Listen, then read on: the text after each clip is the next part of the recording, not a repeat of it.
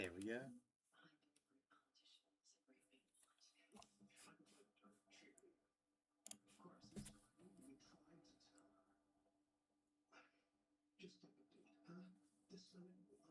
You ever had the moments where you just have that blank moment, and you're just like, I'm forgetting a step. What is this step? Even though it's like the most simple thing of like hit the go live button.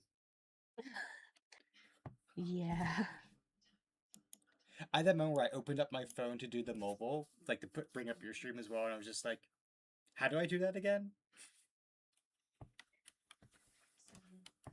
Actually, speaking of like those, my sister has recently started like exploring Twitch and what it like, I guess, has to offer entertainment wise. Yes. And she saw that somebody that I like have on my suggested channels was live, and I don't know why she thought it was me, but I was just in here playing Rivals, and she was like, I was like, oh, because I was talking shit to her because she was being annoying. And she was like, you're live, you know that? I was like, no, I'm not. And then she pulled up my thing and I was like, you see, it says you're live. I was like, that's not even Uh, me. my favorite is that because like you like sometimes there's a delay, so I'll see someone's live and I go to raid them and the raid comes in as they left, and I'm just like, oh, bad timing. Next time I should probably listen in for half a second to make sure they're not gonna go raid out immediately. Yeah. I see friends live and it'll be like, error, can't join stream. And I'm like, oh, it's because it freaking they ended. Very cool. So with us going into our session tonight of NES Godzilla, the creepypasta around it, have you ever played the NES? uh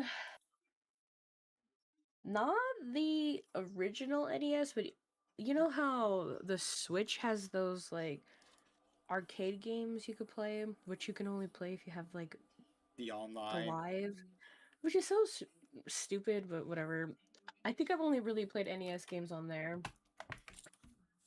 Yeah, I think it's what is it? It's the NES. It's the Super Nintendo. Hello, Jesus. It's the I think some Nintendo 64 The games. Tiger. Yeah, the 64. They have a bunch of those. Mm-hmm. I think those are just the three because I don't think there's any GameCube on there. I think it's just like what they consider like the retro consoles. Yeah, that sounds about right. Because I think people were saying, hey, in your next update, you should add the GameCube.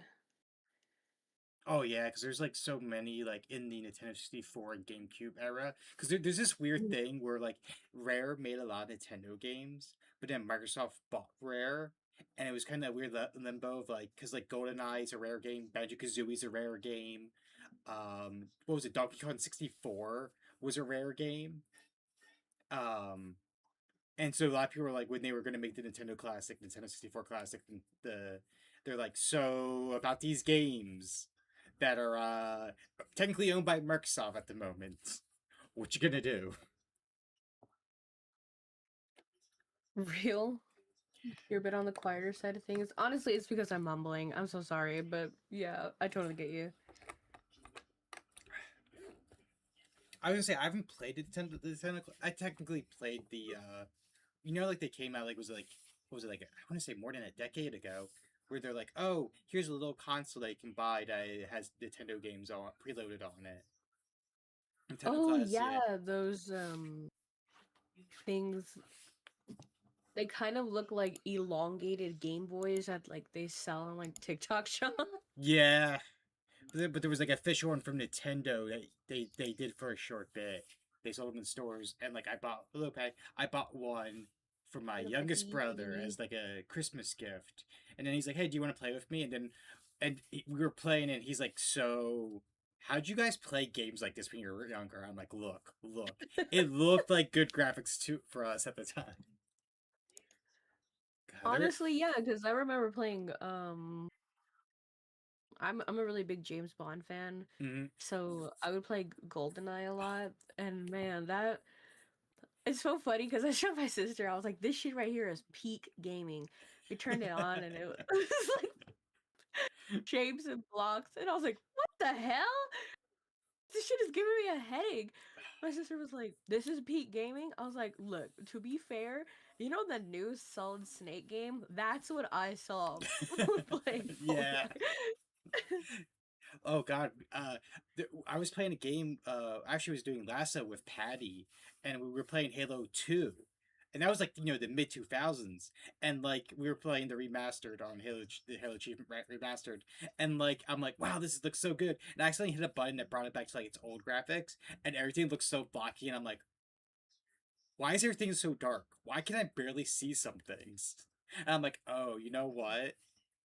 It is probably a 2-decade-old game.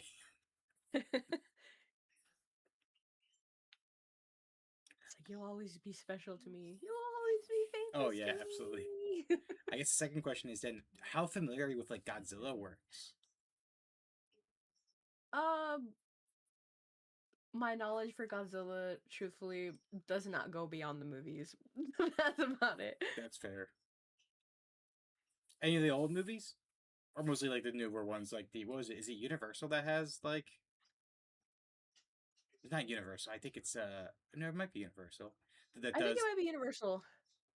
it's one of the big ones, like the big studios that does it like stateside. Like That sounds about right. the Godzilla vs. Kong movies. Yeah, and then like a lot of Godzilla sidekicks. Who was it? Like Mothra Mm-hmm. and Got yeah. Radon, got King Ghidorah.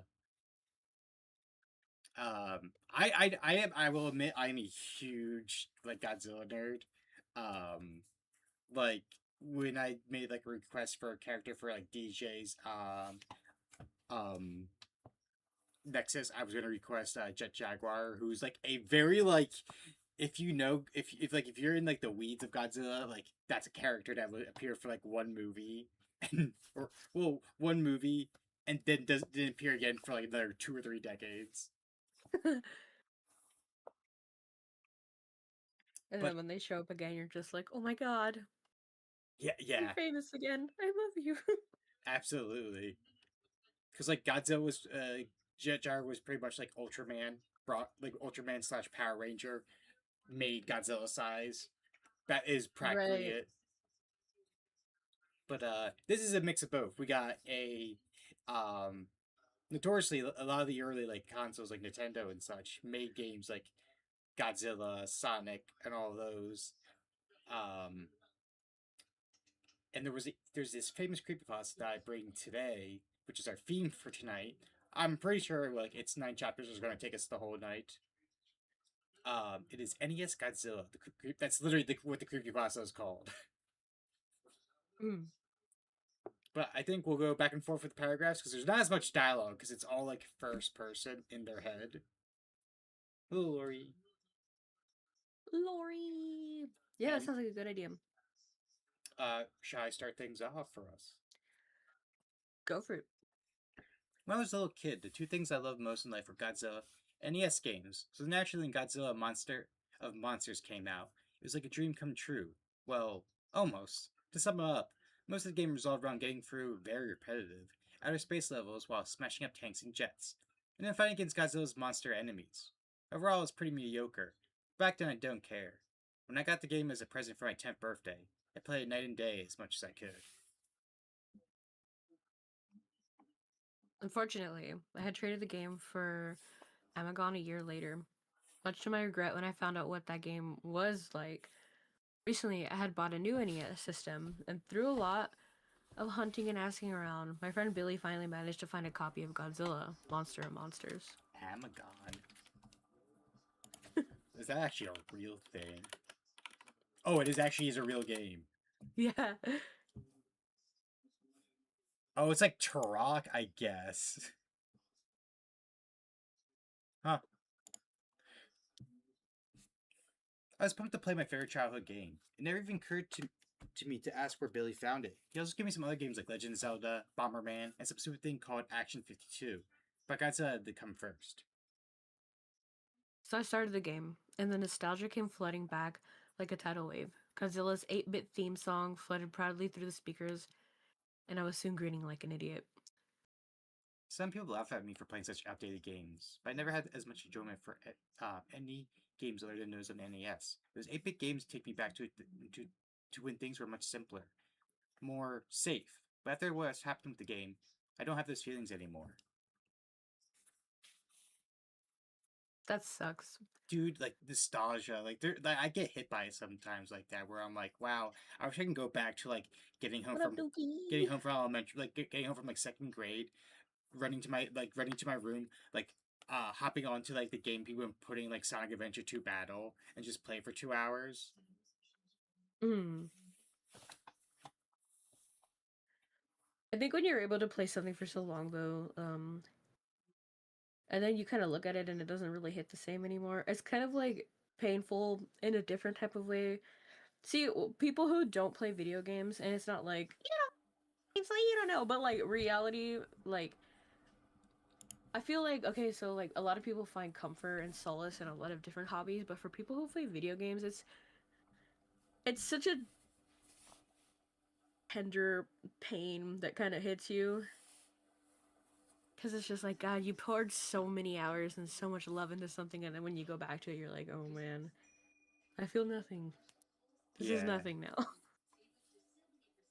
there's times where like if it's just, like it's one of the reasons why I make my goal to stream like a bunch of like different like games is because like hey, I want to make sure I want to get some of these done because there's been so many like years, especially like that high school era, where like I would buy a game and not touch it on Steam. I'm like, you know what?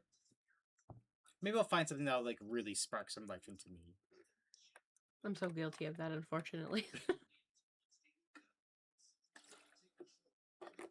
I had forgotten how quickly the fun of smashing things as Godzilla wore off in the scrolling levels. The game bombards you with bullets and things crashing into you from every direction, and you're too big to avoid most of them. Although my excitement had worn down some, it wasn't long at all before I got my first boss battle. My first opponent was Gazora, obscure squid kaiju who had never been in a Godzilla movie. I'm not sure The if I should most annoying continue because thing. it's just a single line. But go on. No, you go ahead then. No, no, Yeah, I it's like was I'm like, not sure for those like single lines, like because most of these are like simple little paragraphs, right? yeah. The most annoying thing about fighting Gazora is that he always backs you into a corner and starts smacking you with his tentacles. You're unable to move until it gets off of you. The move doesn't do any damage, but it can stall you until the timer runs out. You have to start the fight over, and he regains some health. It's as annoying as it sounds. And of course, he did it when I fought him. Only for some reason, this caused the game to glitch up. Because once he started smacking me, he never stopped. The timer is supposed to end the fight in about 40 seconds, but this lasted nearly 5 minutes. Ooh. After a while, the graphics started to mess up, with little red blocks all over the place. I'm hoping that if you scroll down, you get to see the image. Okay, that was my worry that the images wouldn't load. So I think That's so scary. I think that's what I love about like video game creepypastas is like real good ones will actually make their own images or videos. I like the dedication, honestly. Which was weird. I just took the game out, blew on it, and started it again. I was about to let a little glitch stand in my way, so I started again, this time defeated Gizora and Level's other boss monster, Mogura, without any problems.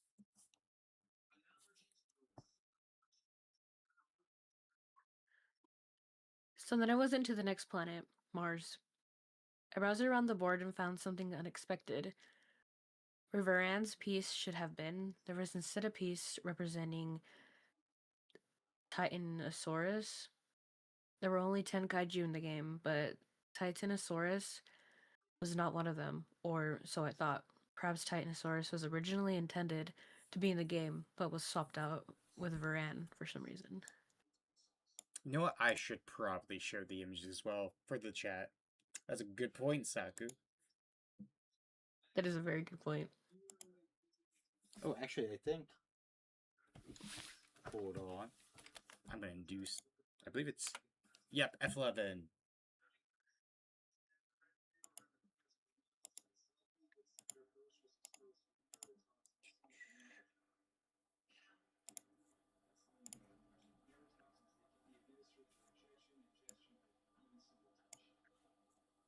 There we go. It's I can't do anything about the ads on the side, unfortunately.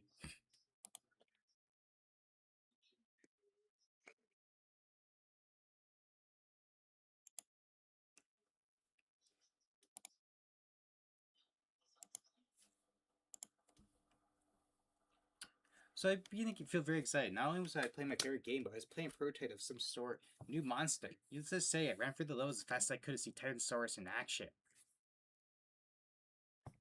Fought Gozora again and beat him before he could do his tentacle smack, but this time, the glitch started happening when I died. Gozora's sprite didn't sink to the bottom, but instead seemed to be devoured by the glitch, and his eyes started randomly spawning all over the screen. I know now that these glitches with Gazora were my first warning sign that something was very wrong with this game.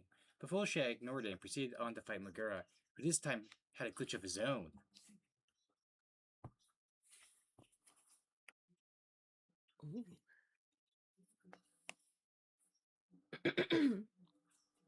Meguro was twice the size he should have been, which startled me. He was also considerably harder to beat than usual, which is to say, not at all, but soon I had defeated him also, and when he died, yet another glitch happened. This happened extremely fast, so I was lucky to get a screen cap of it at all. What happened was that the giant Megura sprite started to shower and melt. Also, if you look at the garbled text at the right corner of the screen, you'll notice what appears to be a bird in a cage. I still had no idea what that meant.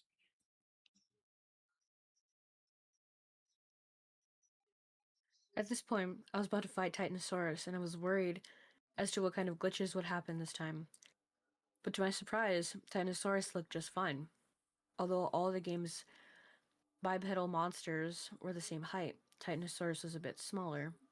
But since Titanosaurus actually was taller than Godzilla in this film debut, I thought this was kind of cool. After a very fun fight with the monster that was supposed to be in the game, I took over the enemy base and proceeded not to Jupiter like Nora, but instead to Pathos. Oh, chapter 2. Pathos. You know, like I always like think about how people are like, wow, those people are so stupid in that moment of like they're gonna continue playing, but in reality, if like I was playing a game, I'd be like, oh shit, like did I get like a bootleg copy or something?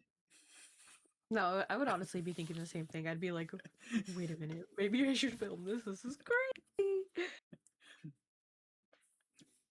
I also love how he's like, oh, I was able to get a screen cap of it. I'm like, you mean a picture, probably? Because if you're playing this on NES, like, Yeah, I was just thinking the same thing actually. I feel like that's always something you have to do when you're like you're reading creepypastas or like watching analog horror. You have to like have some suspension of belief. Like, you know, where they're like, oh, you know, like in analog horror is like, oh, I quickly grabbed my video camera and, took a video of what happened. Like, Just play the game. It'll wait. If this mm-hmm. thing has been glitching for 5 minutes, it'll glitch for 5 more minutes. Yeah, you have to start up the camera. You know, you have to line up, let it like adjust, take a picture. It's like, fuck, it's perfect. Since I ended the first chapter, you want to start with the second chapter? Yeah. Pathos was the same as Jupiter in layout, except the board was dark blue rather than green. The first thing I noticed was that all the usual level icons had been replaced by a blue rock and some kind of orange honeycomb shape. There was one icon that had part of the jungle icon shape. I didn't pay much attention to it. I checked the other side of the board to see the new monster. Instead of Hedora, it was Beyonce. Ooh. But that couldn't have been right. Godzilla vs. Beyonce didn't come out until 1989, and this game was made in 1988. Perhaps Toho put Brilliante in the game to build excitement for the movie next year, but changed their minds. I tried to rationalize the game's abnormalities any way it could, but this would prove to be futile. You know, funny little thing actually about that is working in retail. They'll release like toys like sometimes a few months ahead of time of movies, and like sometimes that like spoiled like a character was gonna be in it, and it's very funny at times, cause like we like like One Piece like that live action show before like the Uh, first trailer that came out for season 2, we were like getting like Chopper merchandise in, so we're like, oh, so Chopper's gonna be in it, huh? So it's always very funny to see like how sometimes things get like hype up something before like it actually drops or a real trailer drops about the thing about the game, the movie, or the show. yeah, I know. Um, I don't remember which K-pop group it was, but a Walmart had released the album a week early, and the company was contacting people who had bought the album and were like, "Can you send it back, please?" I was like, "Huh, well, okay then." I didn't even know you could do that. I didn't even know you could Yeah, find out who was doing that in the first place. That's something about that doesn't really feel legal, but what do I know? that's why like a lot of like those CDs are like hard coded in systems that like if you were to check them out in the register be like, hey, we can't go ahead with this purchase. Return to the return to the back room. I bet you get a lot of those annoying people that are like, doesn't have a price tag on it. Does that mean I get it for free? Oh, all the time. Oh, there's a funny little thing. I heard it. It happens in like I think it was like Home Depots or Lowe's. Like things that are like going to go like clearance. They would like to like market clearance. They would tag with like a 1 cent sticker type thing. And the thing is, if you Right. scan it to register, it'll ring up at that object as 1 cent. Full DPCI and everything. And people were able to like get it for that. And like Oh, isn't that called like penny shopping? yeah, penny shopping. And there's technically nothing they can do because, you know, the product is still out there. The label says 1 cent. That is the object to it. But I it know good. seeing some of those videos, like if you can get a deal on something you know you're gonna use, I think that's really cool. But a lot of the time it's a little cringe seeing people like overconsume on junk, and I'm like, you guys are you guys buying it because it's a penny or because you need it? Like there's a difference, and sometimes I'm just like, it's a little Oh, strange. you'd be surprised like if you know like brand names, if they're like let's say like a Target brand or like a Walmart brand or like Amazon brand, Acme, Pathmark or something. If you go to like liquidator stores, you can tell like they just pretty much like bought a pallet of like clearance from one of those stores and then sell it in their own store. Because there was one time I went to like a liquor stores. I think it's called like Ninth Avenue. I was walking by a section. I'm like, huh, that just cleared out in our store 2 weeks ago. So like a lot of those liquidator stores will just buy clearance or stuff that went salvage, and then just turn around and put it in their own store. But I mean, it's a great way, especially for clothes. Oh God, there's I think Ninth Avenue is a good one. There's like one or two others. They'll sell like Calvin Klein and things. Yeah, they might be like from a line like 2 or 3 years ago, but you're able to get like Calvin Klein for like 70% off the original price tag it came out on. Is pretty nice. I think so too, because like if you're able to like shop how you want without having to like without having to buy into things like fast fashion, it's like you're gonna get it eventually, but like half the price, shoot, that's pretty good. Yeah, there was a time where like me and Saka had to go to like a vampire themed or like Renaissance themed like party, and Mhm. she was able to find like props and things for it, like corsets, vests, and things like it for like $2 or $3 at one of Mm. those like type of Oh stores. yeah, that's pretty freaking cool. And they were like, you know what, spending only $20 to get costume pieces, hell yeah. Shoot, that's a steal. Yes, it is. Because Papa, oh, go ahead. costumes are Mm. They're just expensive, Cosplay but yeah, itself, go I have ahead. always respect for people that can do your own cosplay. Papa's Map Song was the first song I heard in the game. Like most of the new songs, it was hard to describe. I'll try. It started out slow and suspenseful, much slower than any song in the game. But every 12 seconds or so, there would be a loud crashing sound, and the tempo changed. It was like the composer randomly played parts from 5 different songs with the same instruments. Hello, Triffy. Hello. Yeah, oh yeah, Goodwill is great for Ren Fair shopping. Absolutely. I moved Godzilla Mm. over to one of the many blue rock icons that replaced the jungle icons. Started the level. The level resembled a blue mountain range with a blood red planet in the sky. There was something odd about the mountains. They had a shredded paper look to them.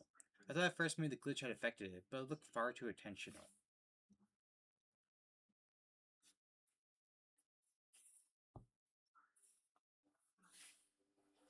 I gotta say, these look pretty good. It's why I adore this creepypasta. Like, there's so much love into these images. Hallelujah. I quickly noticed something else about this new level. There were no enemies at all, not even any obstacles. By the way, on the side note, I can't wait till you're introduced to the big scare. It's so fucking good. One of my favorite villain introductions. How are you, yeah?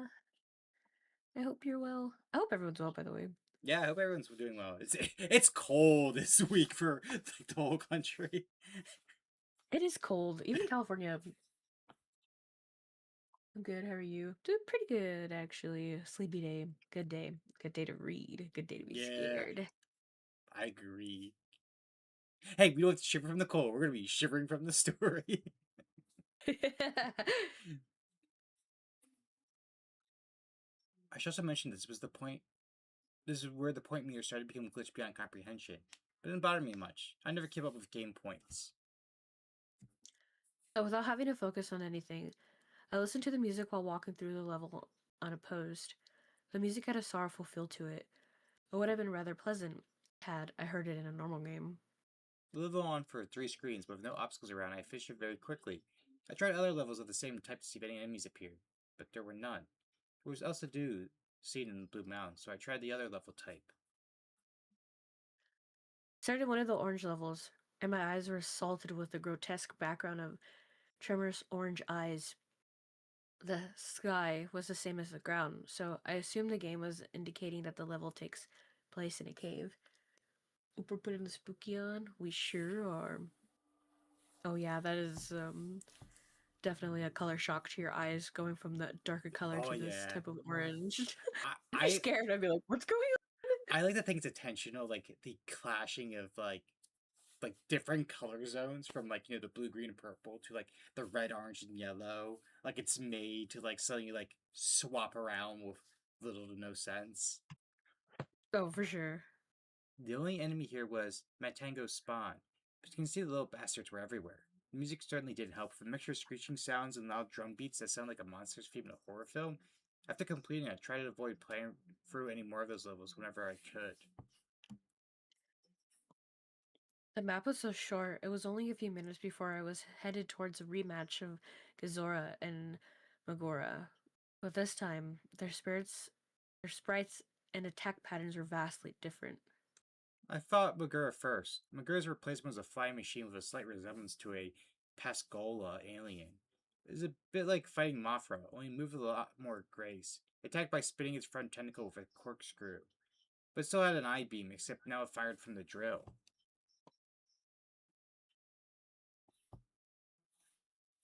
Oh, I like the top of the picture. You could tell like the glitches are coming back again. Yeah. That's a good attention to detail. I like that. This lanky arboration that had replaced Gazora, and the new beast was more of a challenge. I would run and jump at the fast pace, constantly swinging its arms around, making it hard to get close. And of course, it tried to pin me in the corner with as much annoying resolve as ever. I defeated it using a combination of tail whips and heat beam spamming. What the?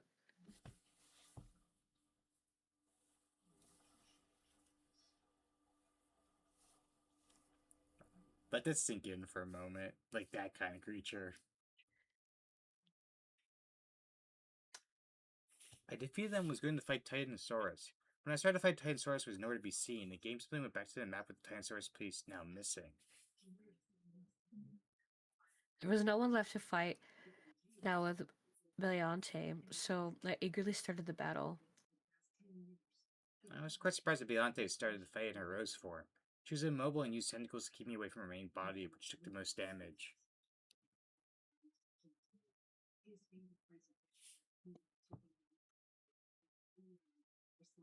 You're so ugly, I'm scared. As expected, she turned into her final form after taking enough damage. The sprite looked pretty damn good for 8-bit. It does. I like you could tell that the style is different. Yeah, like it looks like it should fit like a 16-bit game. Yeah.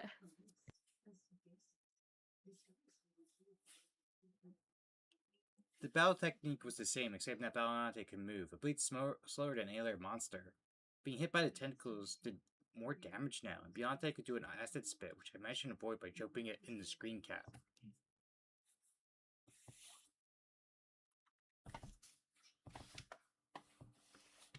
Not much more difficult to beat than Titanosaurus. It only took 2 rounds, but then Bellante was gone. The music had stopped, and there was a new icon replacing the bass.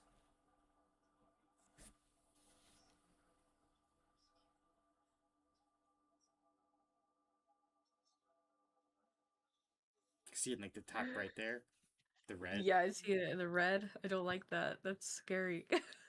The icon wasn't there before I beat Beyonce. It resembled a red tribal mask, and I had a feeling of dread when I saw it.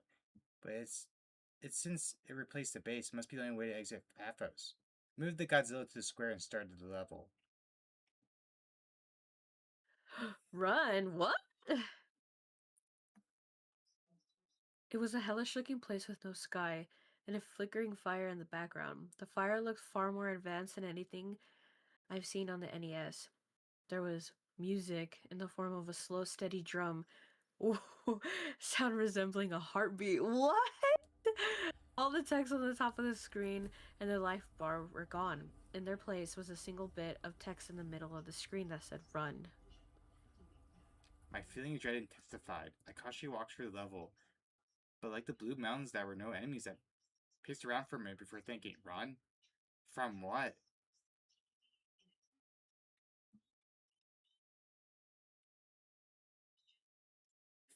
The first time it hit me, I didn't even see it. I heard a noise outside my room and turned back to see if something fell. And when I looked back, Godzilla was dying. I figured it must have just been a glitch, but I wasn't going to play through the game without Godzilla, so I restarted the game and went to the password screen. Have I ever mentioned how creepy the password screen music is? If you play the game, you know what I mean. It didn't all fit the mood of the game. It's more like something free from for a horror game. Maybe they made it like that so kids wouldn't cheat.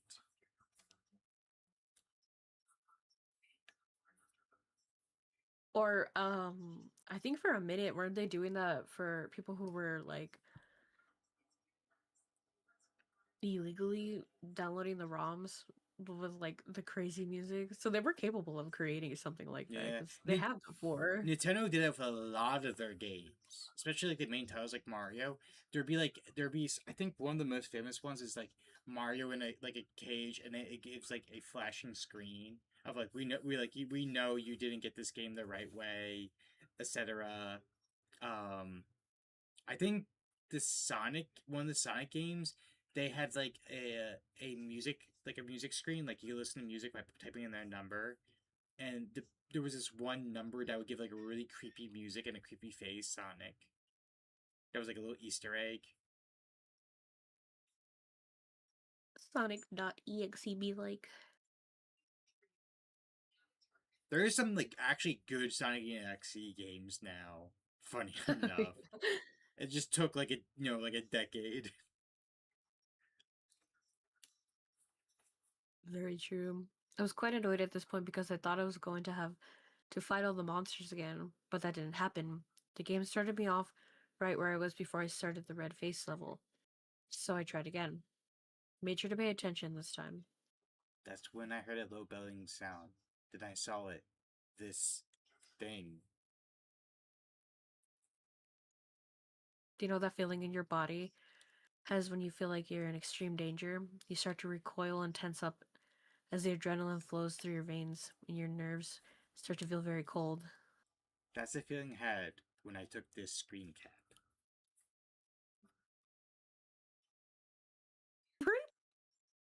Mug.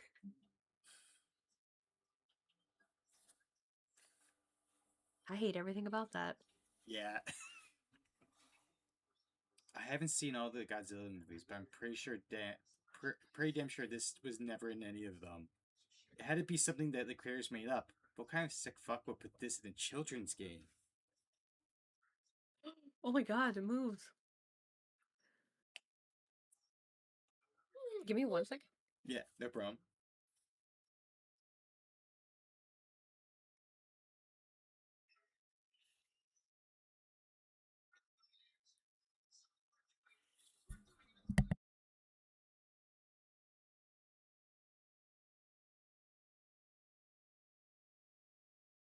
While we wait for Vines, I have both the chats up. How are you all doing right now? Are you enjoying the little spooks, the little horror? Is it gonna make you nervous next time you play a video game?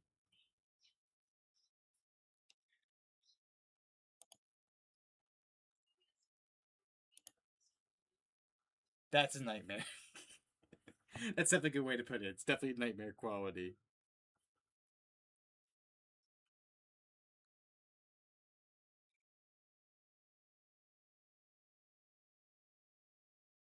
I'm choosing to take all this as Godzilla canon. I mean, there is some pretty out there like Godzilla lore. I think one of my favorites is like there's a type of Godzilla who's like a 4D breaker who would like go to like other timelines and like just destroy them. And actually appears in it was funny because there's a actually anime where like Jet Jaguar is one of the heroes, and it's like Jet Jaguar versus a 4D like Godzilla, and it's like who do you think is gonna win this?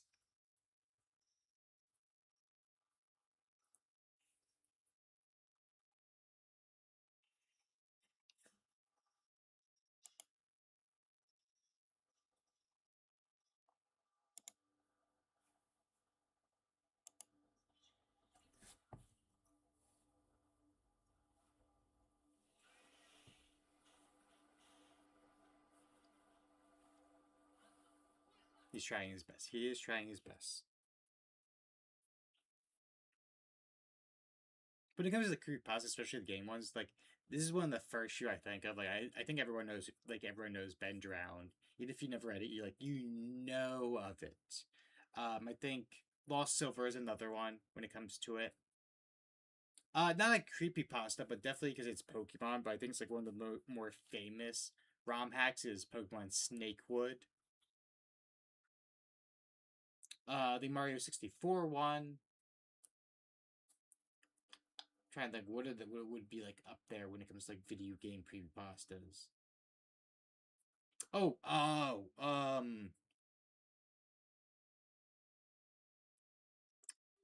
it's based off a creepypasta, but it's actually game is the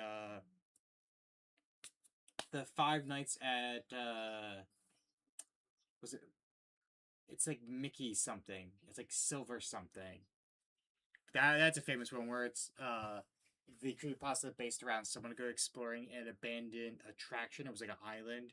Because there's actually quite a few. Like there's like two or three. There's like I think one's a full on like Pirates of the Caribbean. But there's like two or three like abandoned islands in the Key West of Disney.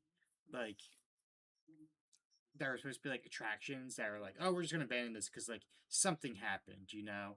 And it was um this guy go explores and sees like some of the mascot outfits are like alive and things like that.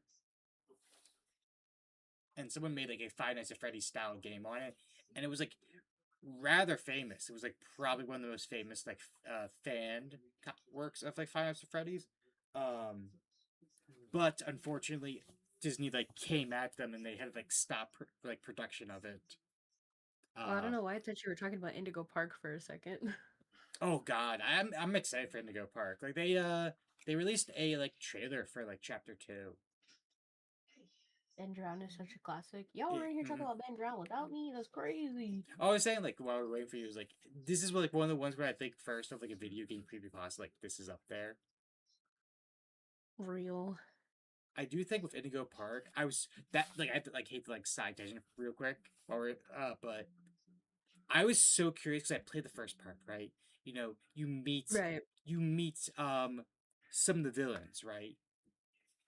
You met Brammy, Right. you meet I can't think of her name, but the peak, you know, the caca, um, and you know the one dies, you know the one you know you're able to scare off, and it's like oh chapter two, it's you know a water place. Okay, we just don't go in a water tank. We don't have to deal with the sea serpent. And I'm like, what are they gonna do? And in the trailer they dropped, oh, there's other mascots. You have to worry about them. And I went, okay, now I'm nervous.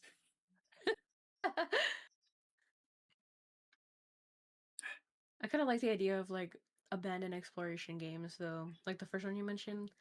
I think those are cool. Oh yeah, like there are some very good ones. Oh, but that is also your next line as well. Gotcha. By sheer dumb luck, or perhaps the adrenaline boost, I managed to run fast enough to get away from it. It ran very fast, so much so that if you saw it, you would almost certainly going to die. And when I say die, I mean your monster gets killed instantly if the creature touches you. Once I got back to the map, I was so afraid I was extremely tempted to just shut off the game and try to pretend this never happened. I couldn't believe it I had just seen. It couldn't have been real. And even if I wanted to continue, I still had to get Mothra through this chase level. But as I stayed inactive on the map screen for a few minutes, my fear was replaced with burning curiosity. Of course it was. What the hell had just happened? What was the rest of the game like? I only had to beat this level with Mothra and then it was into the next world. But then I played Mothra, but then I moved Mothra to the red face and the game registered as me beating the level. I was quite relieved. I tried to prepare myself for the next world. Trance. Chapter 3. I was still pretty shooked up from the last level when I started Trance. Trance maps music did nothing to ease the tension. As far how to describe it, have you ever heard the theme from Video Videodrome? That's the closest thing I can think of it to compare it to. I checked to see who the new monster was. It was Ogra, a monster who didn't make it to the film until 2000, appearing in a game made in 1988. So much for my theories about Titanosaurus and Beyonce. There's no way this game was made in 1988. Can you imagine like if you're not a huge fan of like Godzilla, like you know like like the Godzilla, Mothra, King Ghidorah, you don't know like a lot of the side monsters, and you're just like okay, they're probably part of the game. Like you didn't realize like oh this guy doesn't make an appearance until 2 decades later. Right. You just like, oh, what a really cool game, everybody else. I think you just got the hell copy. Those guys at Toho may be smart, but I'm sure they couldn't see that far into the future. If they could, then they would have given Roland Emmerich the rights to make a Godzilla movie. I feel like that's a diss to the Raptor Godzilla like New York City movie. Love the diss. No, this had to be a hack of some kind, which just open up even more questions.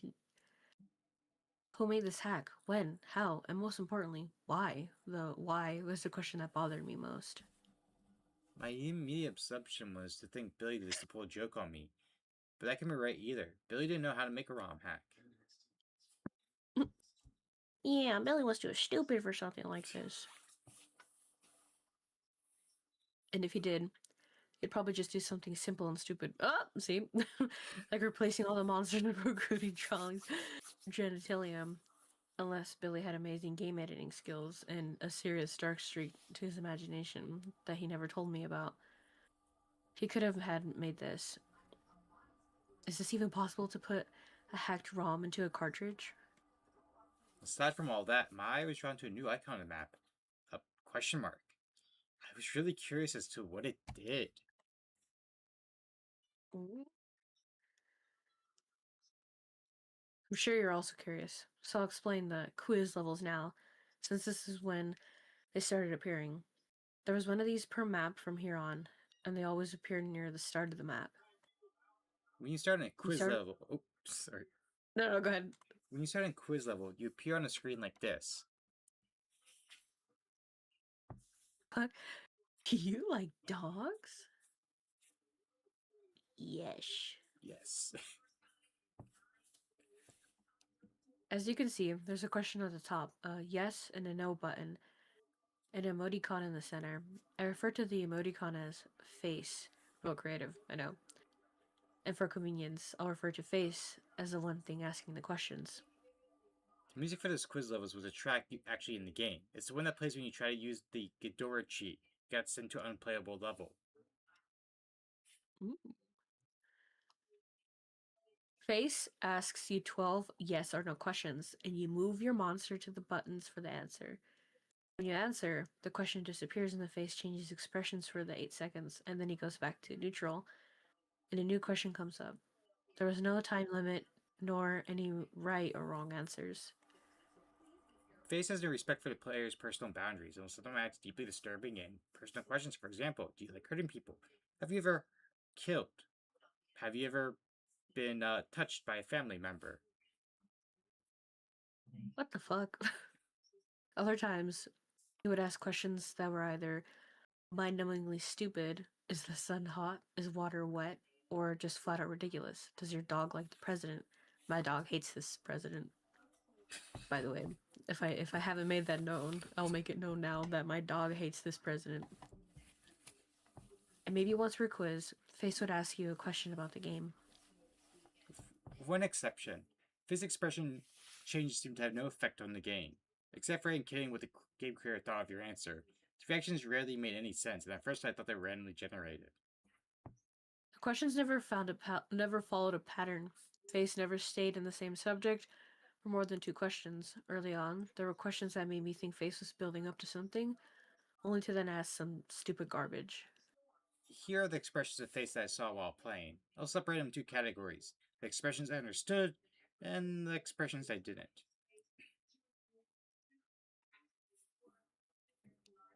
Interesting. I don't like 6. 6 scares me.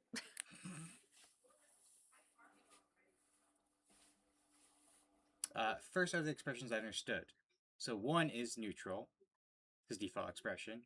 2 is angry. If you try to attack face, expression changes to this, but nothing else happens. 3 is sad. 4 is happy. 5 is sick. 6 is maniacal. Face made his expression when he was being an asshole. You'll see what I mean later. 7 is surprise. 8 is love. 9 is annoyed. 10 is confused. 11 is guilty or hurt. Uh, what the hell?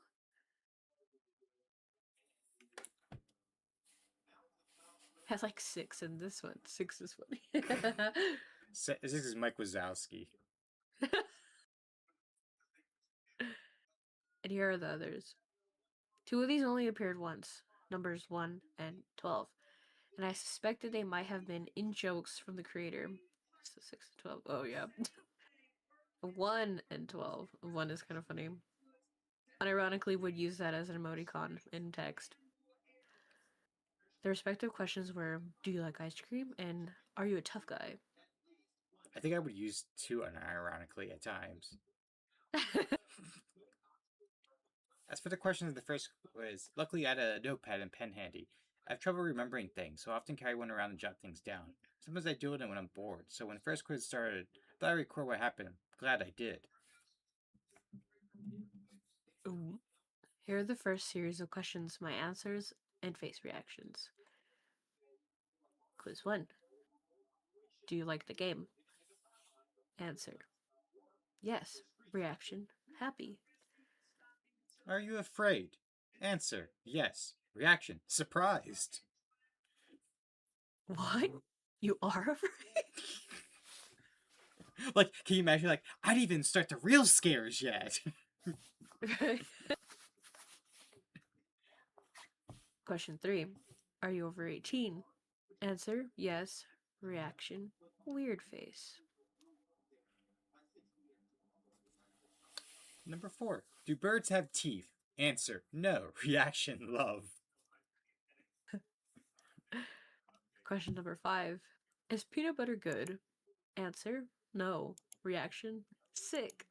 Okay. That is the most unbelievable part of this story.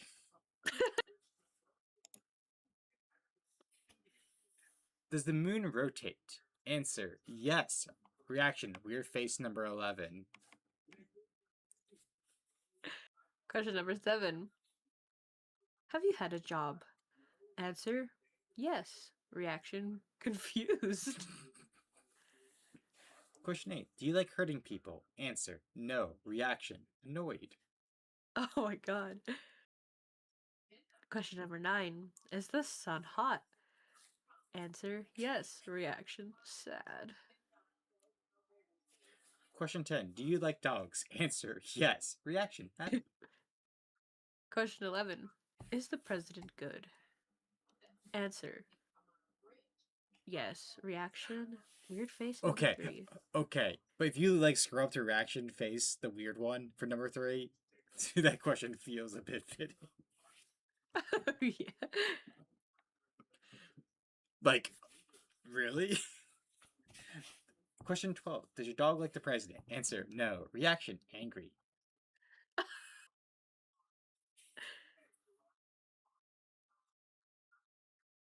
Well, now that I've explained it all, time for the gameplay. At the quiz level, I tried a new game's temple icon first. Oh, I like this one. This one looks really cool. It's also very interesting that they used, like, the colors in a way that, like, you don't blend in. Like, it's such a vibrant blue, red, or green that, like, the Godzilla figure still stands out clearly in the forefront. Yeah. Oh, maybe this is why the game was so weird. One of the designers was clearly drugged up out of his mind. Jokes aside, I was quite impressed by the graphics of this level, as disorienting as they were. But I hate those creepy blank staring statue faces. Music had a hypnotic Indian techno vibe to it. There were 2 new enemies in this level, a flying ghost type thing with a trunk, and a bat with a horse skull for a face. They appear at random, but I was lucky to get a screen cap of both of them. It's kind of cool. Yeah, I actually like the horse skull head one. Then I proceeded to the Blue Mountain level, expecting another nice calm stroll. I took my time walking through and was completely taken by surprise when this happened. Namora came speeding towards me and took off quite a bit of health with the tentacle screws. It only took me 2 minutes to kill him without having to worry about the time limit, but the boss monsters never showed up in the scrolling levels in the normal game. I was worried as to what other rules the game would break. After another Blue Mountain stage, it was time to fight Notvaran. His replacement was one of the most bizarre things in the game.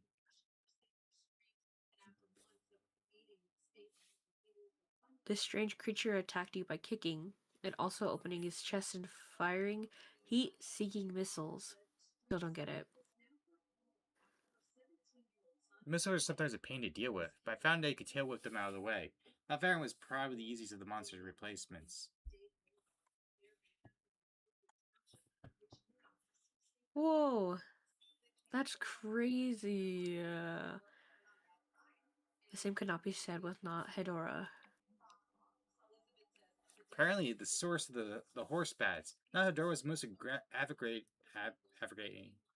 difficult monster to fight yet, mostly because of his special ability. He could shriek and summon a small swarm of those horse bat things.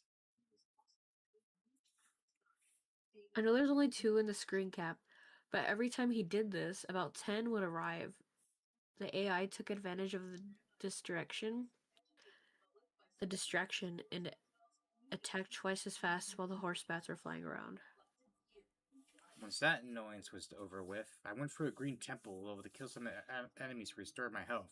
Interesting, none of the horse bats showed up after Nahador was killed. And Oh no, then, this game. Right. and that was when I got an idea. Welcome in, welcome in. We are Welcome in. reading.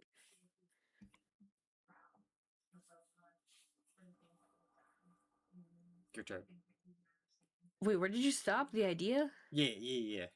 Oh, okay, I got a disorientated reading chat. Hello, welcome in. If killing all the monsters make the red face show up, what would happen if avoiding Ogre and go straight to the base? So I gave that a try. Interesting. What? There's no monster here. Are you familiar with this story?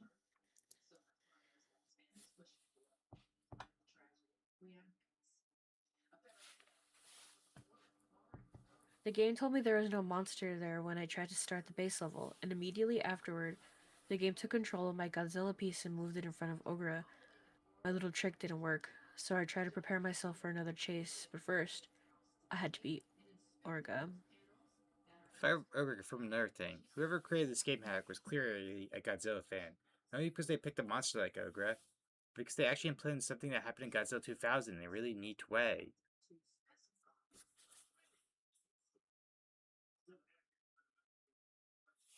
Orga's primary attack were a punch and a heat beam from his shoulders cavity, but once you had got him down to half his health, he did something new.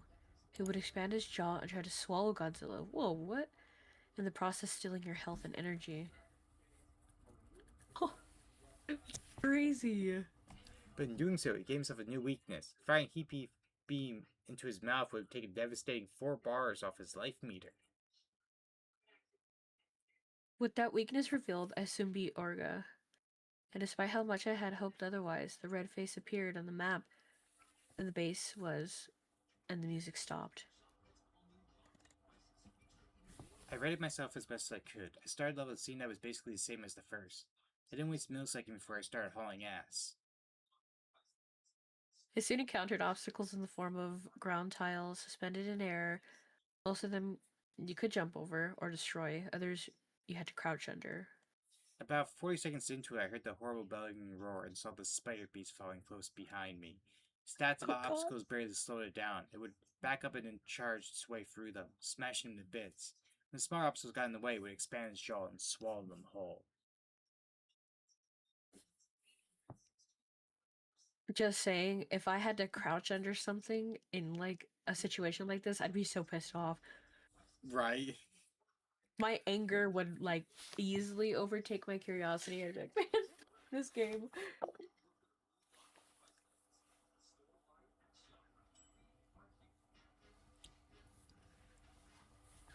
I was afraid, but with fast thinking and faster button pressing, I escaped him yet again. I felt really excited, and so I laughed and said, "Not this time, asshole." I decided to scream cap to celebrate. When I said that sentence, just before the level ended, the monster did something that made my blood run cold. It looked at me.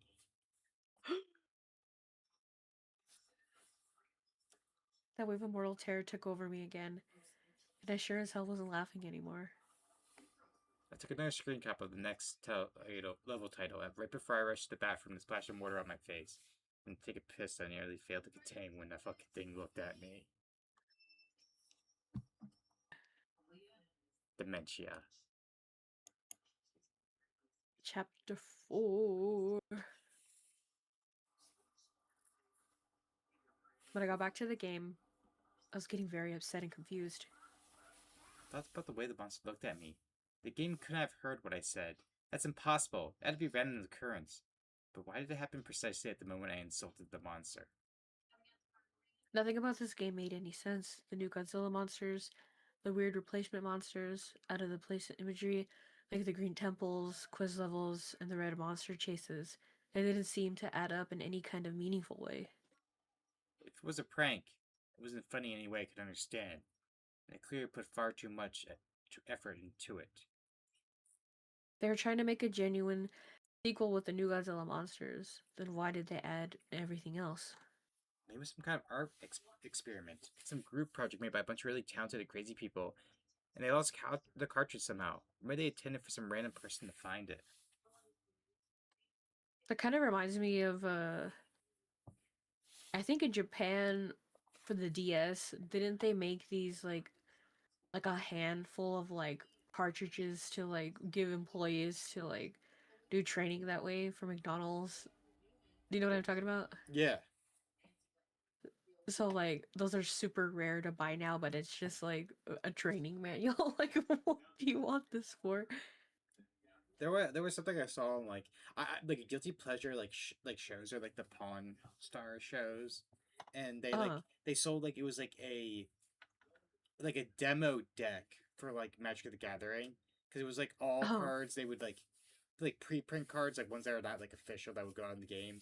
They were just like a deck of like this is what these are what the cards are gonna look like just to like show at like a board meeting, and I forget like certain things like that. Like they'll have like DSs or games of like, hey, this doesn't have all the material in it, but this is to give you idea at the meeting of like this is what the gameplay is going to be like. yeah.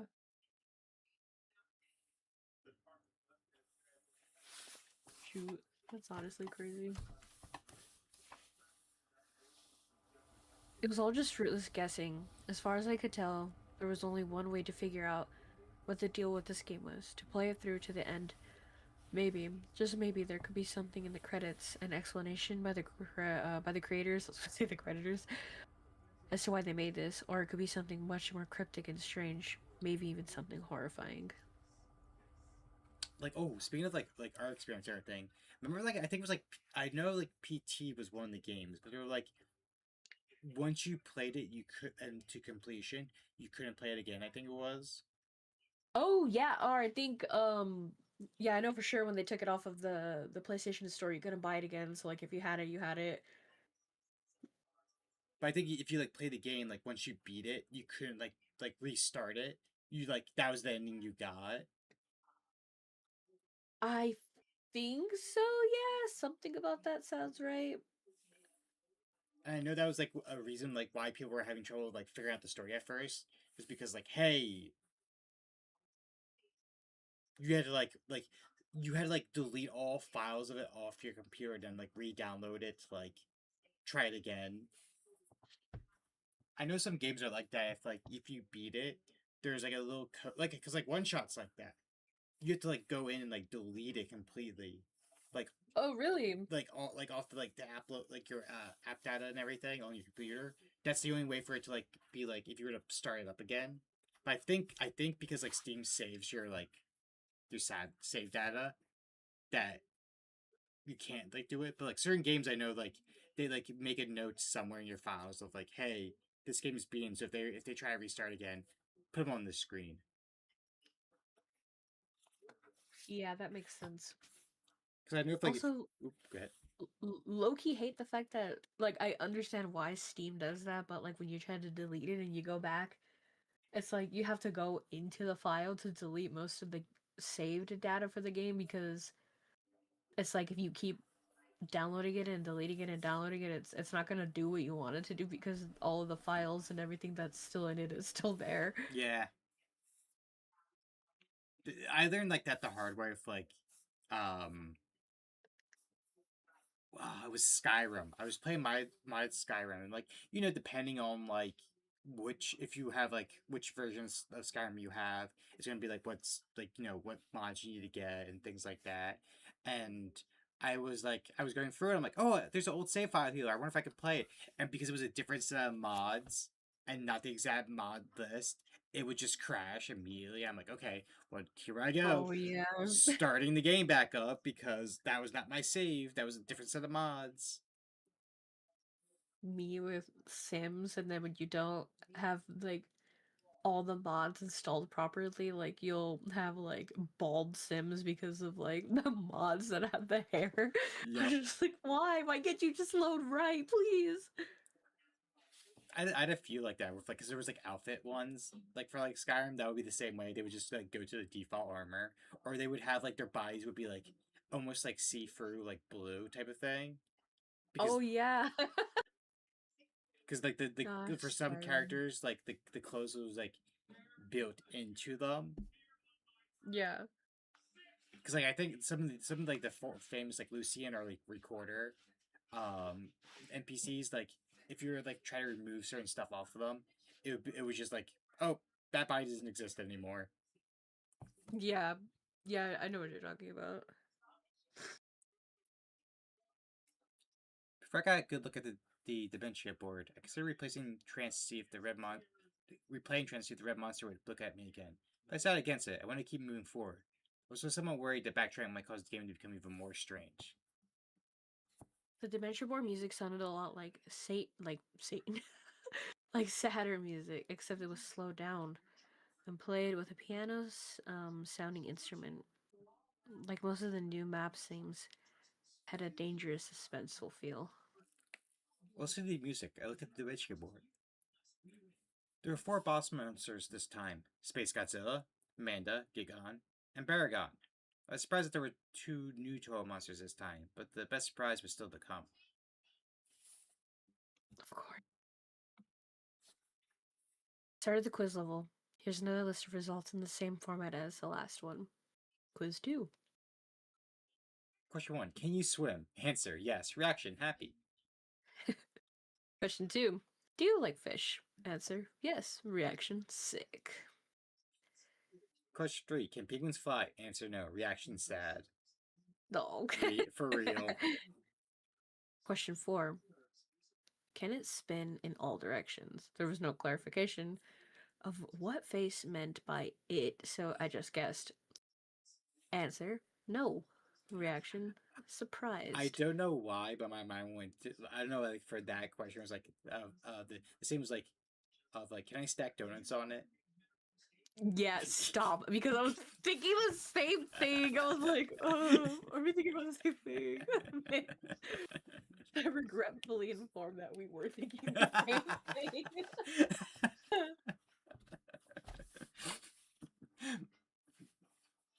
Question 5. Do you breathe oxygen? Answer: yes. Reaction: weird face 8.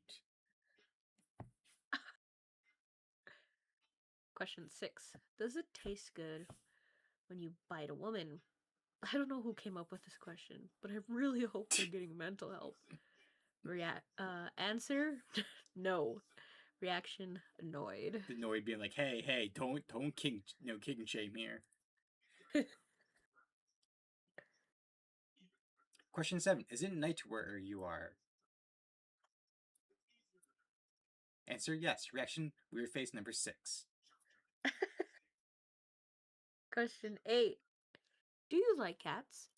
Answer: yes. Reaction: confused.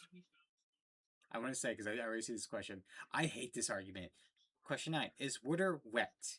Answer: yes. Reaction: angry. I hate this fucking argument all the time. If you want to see people get like legitimately angry at times, just get like 2 or 3 people that you know are going to argue and have them answer the question: is water wet? They will fight over it for a good solid hour, I bet. Or if you have amazing friends like Rare, you can give them the old what makes a pie and what makes a cake a cake.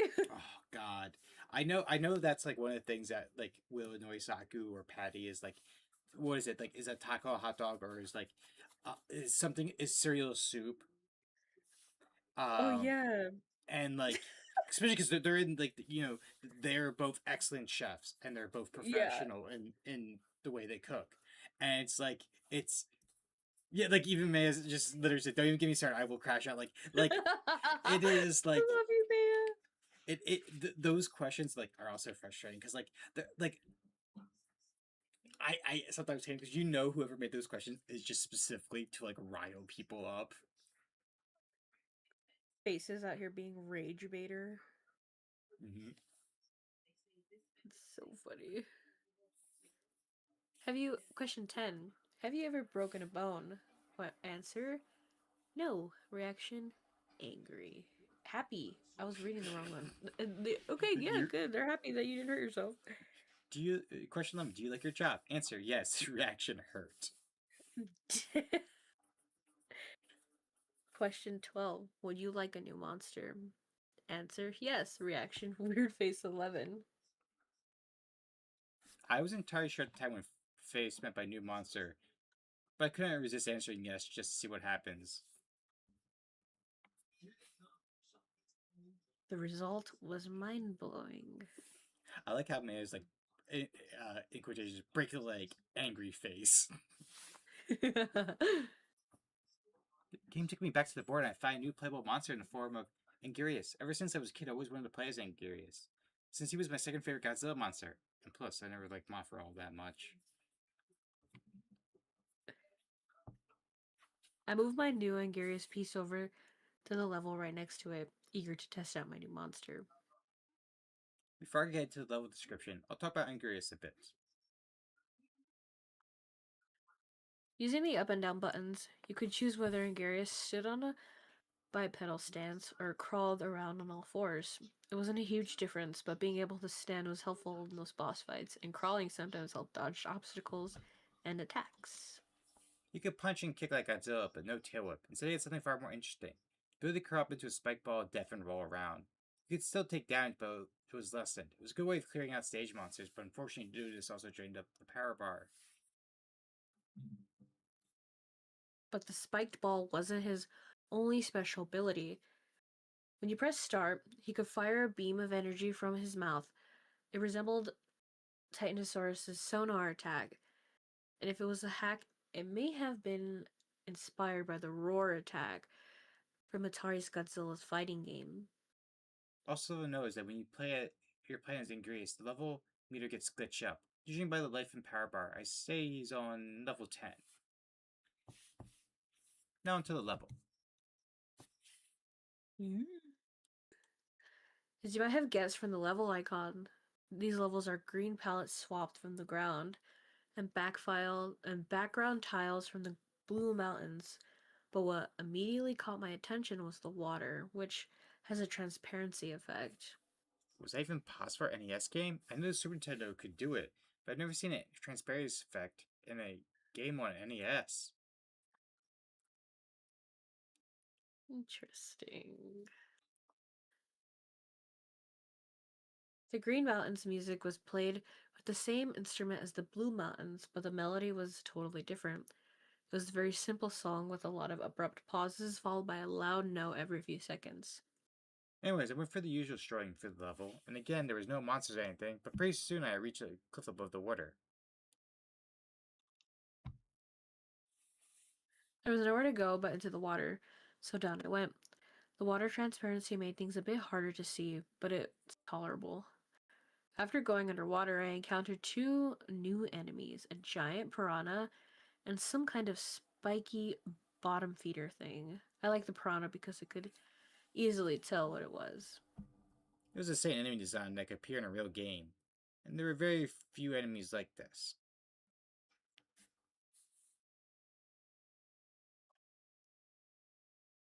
It's really cool.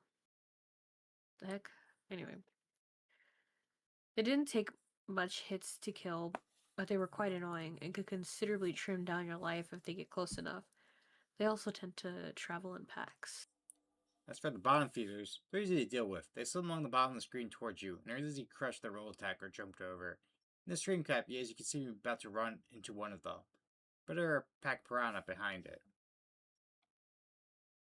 After I beat that level, I moved Godzilla into the blue castle icon. I started the level and I got a title screen with the text Unforgiving Cold. The level itself looked like a castle dungeon made of blue bricks with rows of identical white statue faces on the walls. Statue faces had a permanent look of horror on their face. There was also some flickering gray static, which didn't really obscure my vision, but it adds to the very unsettling mood of these levels. The music was a 12-second loop of a low-pitched choir vocalizing that sounded very familiar to me. Whenever I played for one of these levels, I got this sudden horrible feeling of anxiety. I had the feeling that the farther I progressed through the level, the closer I was getting to something unspeakably evil. Oh, there wasn't any enemies, but there was some of the longest levels in the game. I only played one level, but it took 7 minutes to complete. I didn't want to admit to myself at the time, but I realized something playing the Blue Castle level.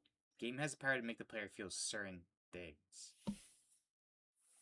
I don't mean in the sense that you get irritated playing a crappy game or get unnerved by something scary in the game. What I mean is that certain events in this game can instantly make you start feeling something. That sounds completely insane, and don't blame me for not believing me. I can't believe any of this either. I didn't play the game myself. There's something very, very wrong with the game. I still don't know how to explain it. So then it was time to fight Baragon's replacement. Though Baragon was usually the smallest monster in the game, his replacement was the largest. It was so tall, in fact, that the ground was noticeably lowered. And not Baragon's head still barely avoided collision with the bar at the top of the screen. It was just as frighteningly bizarre as he was huge. You may be wondering how he attacked without arms. Well, it was the most powerful kick in the game, but his overfighting technique was much stranger. First, he blasts a cloudy breath of pixels down at you, which causes you to freeze. Then he walks back to the right corner of the screen and sends a huge Gatling gun from his abdomen. Holy shit.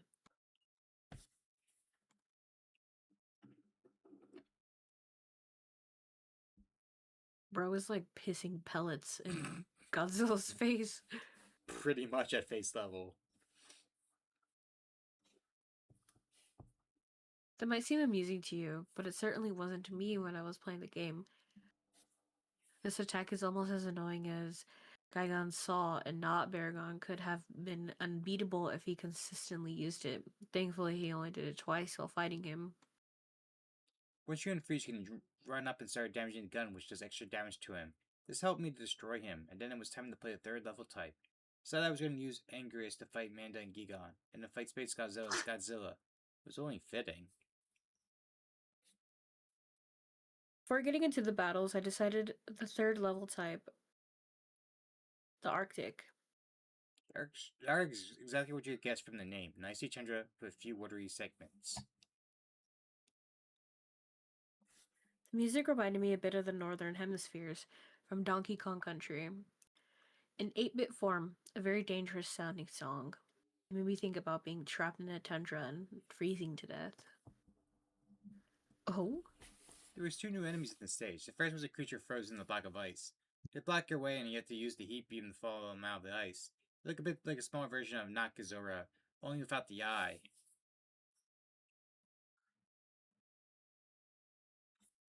My gosh. When freed, they do a strange crawling movement and push you backwards. It doesn't cause any damage, but it's a bit annoying. After dealing with the Iceman, I kept walking for a minute or two and came upon a water segment. When you jumped in, this time I managed to get a screen cap showing how the water splashes when you jump in. Don't know how they programmed that, but it's pretty impressive. Another interesting thing is how the screen changes focuses when you go underwater. Ooh, they're kind of cool. Here you can see the other new enemy, a little thing I called Spike Walker.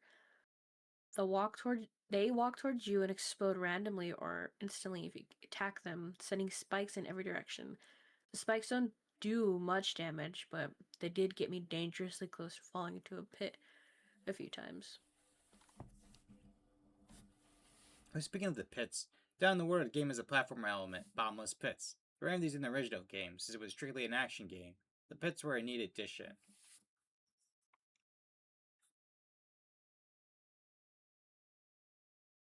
After getting back on land, I encountered a very unexpected mini boss, Magma, the walrus kaiju.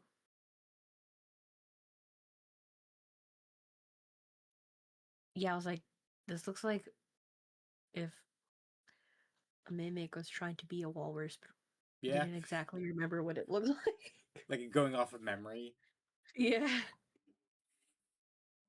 I know this game had some obscure monsters to begin with, but wow.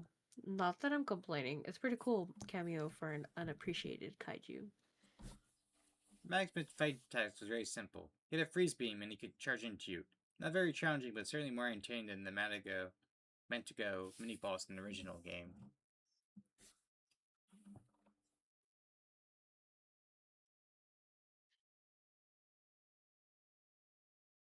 One really interesting thing about Aguma is that he doesn't die when you defeat him. He turns and tails and retreats. That was the first time I had ever seen an enemy monster change direction, let alone retreat. I tried to chase after him, but he disappeared after I got in the water. Poor bastard. That does it for the Arctic. I'll talk about the Amanda fighting next. I forgot to mention before, but the music that played during the new monster fights, is reused from themes actually in the games. So far, the themes have been Service, Gazora music, Beyonce, Dora's music, Orgra, Baragon, Magura's music, Manda, Varen's music, Space Godzilla, Mecha Godzilla's music. Interesting.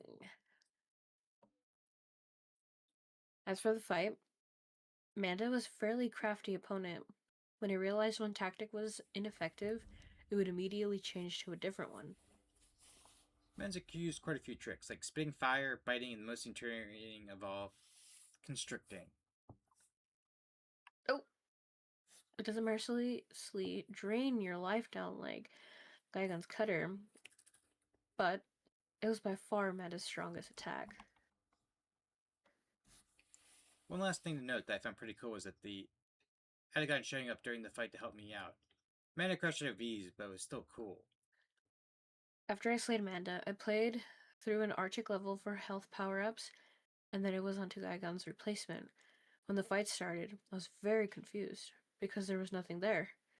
I thought this was going to be like Titanosaur's fight in Pathos, but just about the time I would have been going back to the map, a piranha appeared on screen.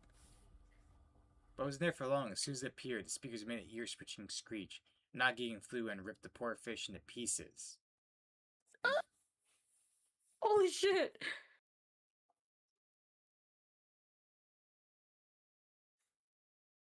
Well, that's one way to put your player on their toes. That abrupt entrance scared the hell out of me and got my adrenaline rushing, which in retrospect was a good thing, because Nagaigan was one of the fastest and most unrelenting opponents in the game. Reminds me of the ghost from Ghostbusters. I don't know why. I can see that, yeah. Nagin was tough, but my new skills of Anger's helped me to even the score. So it was still an incredibly intense fight. Nagin attacks consisted of some kind of blood laser he spits from his mouth, and downward slash. Expecting some hellish variant of the buzzsaw attack, but thankfully there didn't seem to be one.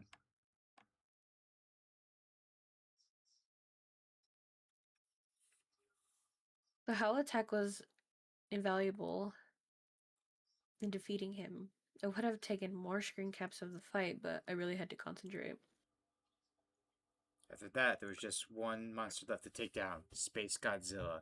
Mentioned earlier, I used Godzilla for this fight. Space Godzilla's fighting techniques are rather frustrating, but admittedly a very clever idea. Space Godzilla will use his energy to create two flying crystals, which reach the ground and become crystal spires. Kinda cool. These spires not only block you from reaching Space Godzilla, but it also allowed him to constantly recharge to full energy and blast you with a deadly fully charged Corona beam until you broke the spires. Space Godzilla eventually drains his own spires of energy until they shattered, but if you wait for that to happen, you probably lose a lot of life. He beams actually seem to regenerate the spires, so you had to use physical attacks. When you finally got close enough to hit Space Godzilla, he was no pushover. When I punched him, he hit me back just as hard. Space Godzilla does everything in his power to knock you back to the left corner of the screen so he can create more spires. By the time this was over, I only had about 5 life bars left, but it didn't matter, because I didn't need to fight anymore. I needed to run. Holy shit. Here we go again. I decided right then that I really wanted to see the end of this game, as terrifying as these levels could sometimes be. I had to beat them and get through it. I decided that no matter what happened, no matter what the game showed me, I was going to get to the end. I also made sure not to say Dan word while playing a chase level from here on.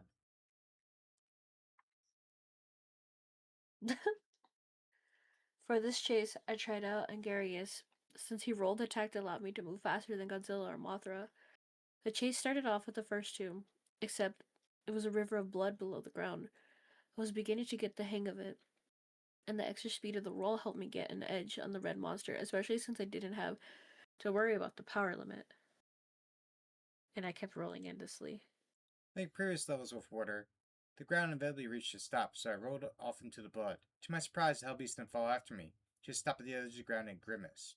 I guess it can't swim, I thought to myself. So I went so I went under blood and continued moving. There wasn't anything around, but I knew something was up. The chase wasn't going to end that easily, could it? Surely something else had to show up. And sure enough, I heard the bellowing roar, sounding slightly different. And that monster was falling after me in a new aquatic body. I had no idea it was a shapeshifter. After it reappeared, this chase started to get into difficulty I expected. Being submerged slowed me down, putting me and the beast at about the same speed.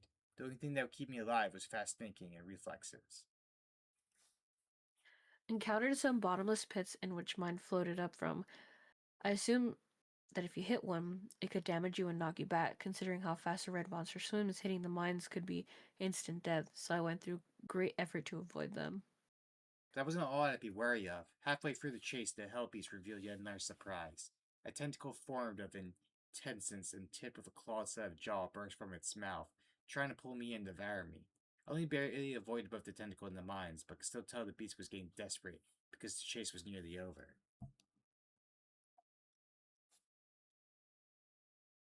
That's so ugly. Right. And about a minute later, I had spotted a bit of ground that served as the exit. I leaped with all my might I could muster without breaking my controller. The beast screamed with rage and jumped out with the blood river in one last attempt to drag me down, but I escaped its grasp this time. I fell back in my bed and took a deep breath, satisfied with another successful escape. And I was headed to the fifth world, Entropy.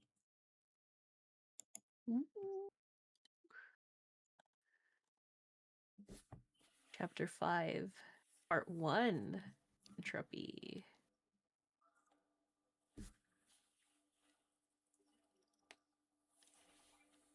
Part 1, that's crazy. I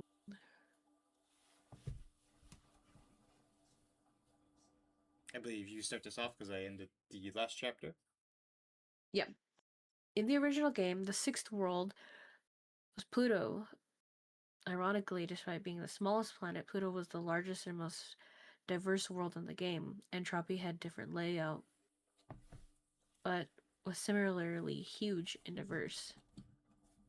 The board music was played by a violin instrument, and it has melody that started out something mournful, and then it gets rather, I guess, I would call it distorted. It made me feel depressed and unnerved. Not something I would want to hear while trying to sleep. Strangely, none of the levels from the previous world were present here. Instead, there were 8 brand new icons, and bosses this time were Megalon, Batara, and Mechagodzilla. As usual, the first thing I did was get to the quiz level for another interrogation from Face. When I got there, I noticed something different. Instead of the usual goofy Ghidorah music, it was the password theme.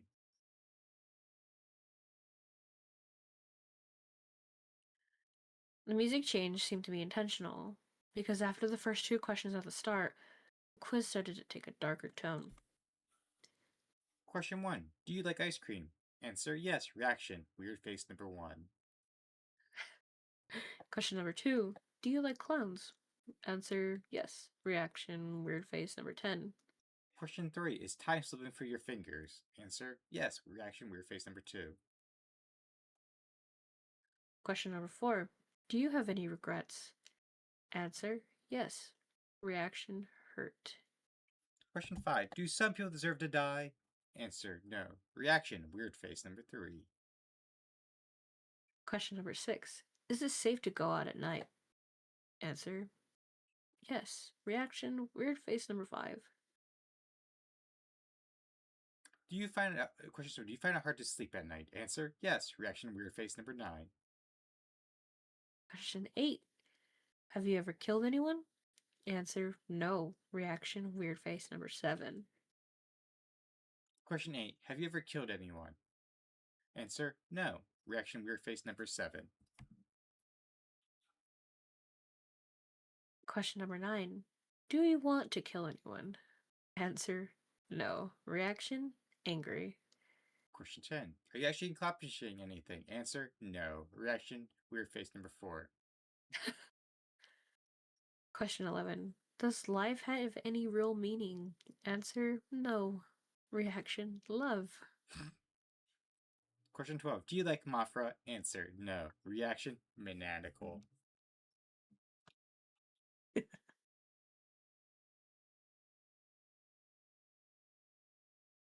I knew the last one was going to be gameplay related question, but I had no idea what the result would be.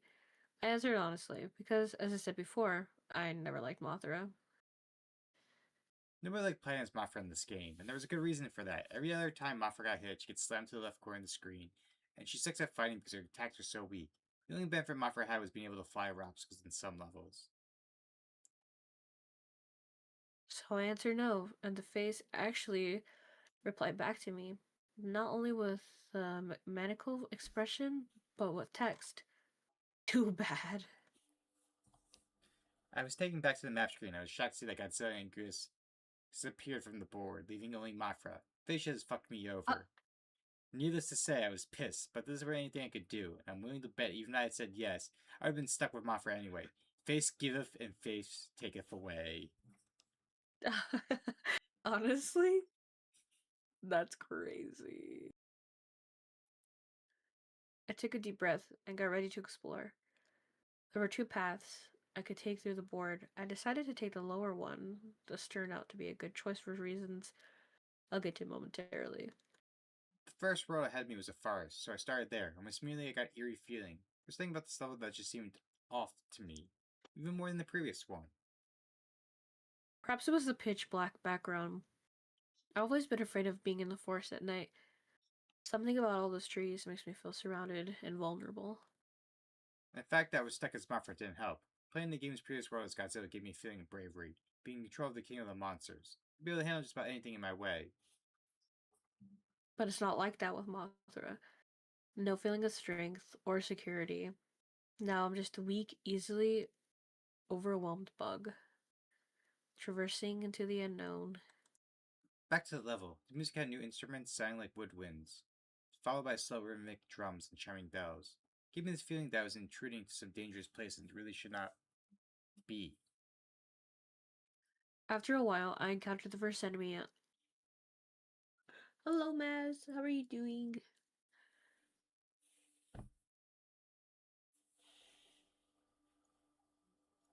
Where was I? I was gonna reread it. After a while, I encountered the first enemies of the stage, or at least I assumed they were enemies. They were strange, long-legged, deer-like creatures. Instead of attacking, they were just idly walking around. I went to approach them, and they ran away. I thought about What the shooting hell? I thought about shooting one with an eye beam and see what would happen, but it seemed wrong. These creatures were harmless, so I passed over them and continued through the level. We are reading NES Godzilla. I'm glad you're good, though. About halfway through, I encountered groups of deer-like animals and also two new creatures, a sloth-like creature with a beak climbing on a tree and a hairy raptor-esque beast that were preying on the deer. It was very surreal watching these creatures interact. I didn't feel like I was playing a video game, but rather I was traveling through a forest of some other dimension. The creatures ignored me for the most part, although the raptors did attack me when I got too close, or if I attacked them first. I know I shot one of them to help one of the deer creatures escape. I got clawed at, but confrontation was easily avoided by flying up into the top of the screen. After that, I choose whether I wanted to play the levels with the hourglass or TV screen. I picked the latter, which I got was not what I expected. What? When I pressed the button to start the level on the TV screen, like I normally would, the screen with an animation popped up. There was also music in the background, which was goofy Fedora music that used to be playing in the quiz levels. I was somewhat unsettled by this because it was just so strange. I also found it a bit spooky because I had a shirt that looked like just like that when I was a kid. After starting the animation, you could go back to the board by pressing any button. After that, I know what to expect for the rest of these icons. I want to try an hourglass icon next. I was somewhat relieved when an actual level came up. It was certainly an unorthodox looking level, all brown with time measuring instruments floating in the air and gigantic grandfather clocks in the background. Music was the same as the board screen. And very early in the level, I encountered something else I didn't expect to see original enemies from the game. Not just that, it seemed to be a whole fleet of them, and the yellow tanks were normally immobile could now move. I took some damage, but it was nothing I couldn't handle. The most interesting thing about this level was the colored hourglass items. Ooh. There were three of these. A blue hourglass that made time slow down, filled with enemies from the past. A red hourglass that made time speed up and filled the level with enemies from the future. And a green hourglass that set time to normal speed and filled the level with the original game enemies. Interesting.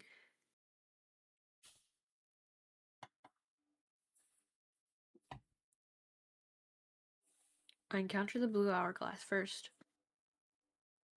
As stated, the game started to slow down, and I saw the enemies from the past, which were 5 different types of prehistoric animals. I know much about prehistory, but I believe all these animals represent real animals.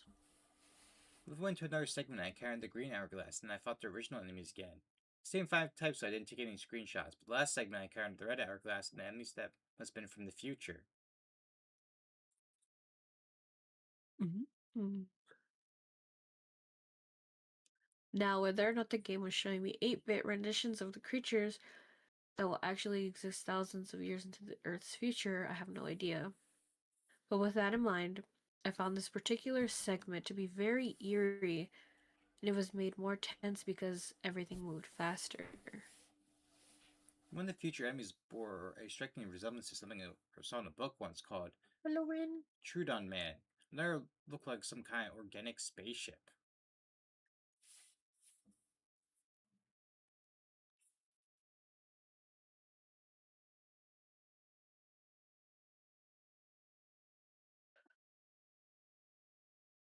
There was only one of the fifth type of future creatures, and when it appeared, all the others ran for their lives, leaving me alone to battle it.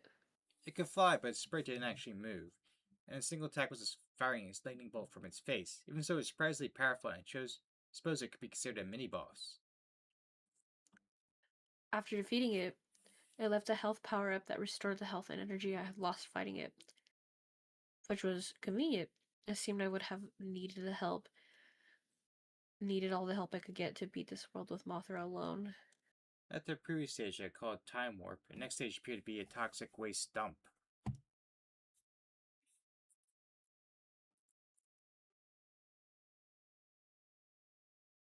As you could see, the place looked grungy and inhospitable.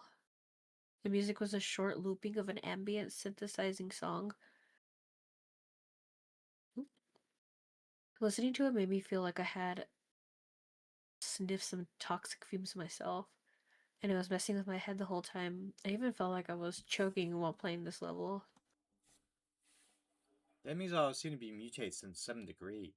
Above screenshot, you can see green mummies with bird skulls that jump out of the water to spit projectiles. There's also a brownish cow skeleton monster with spider legs.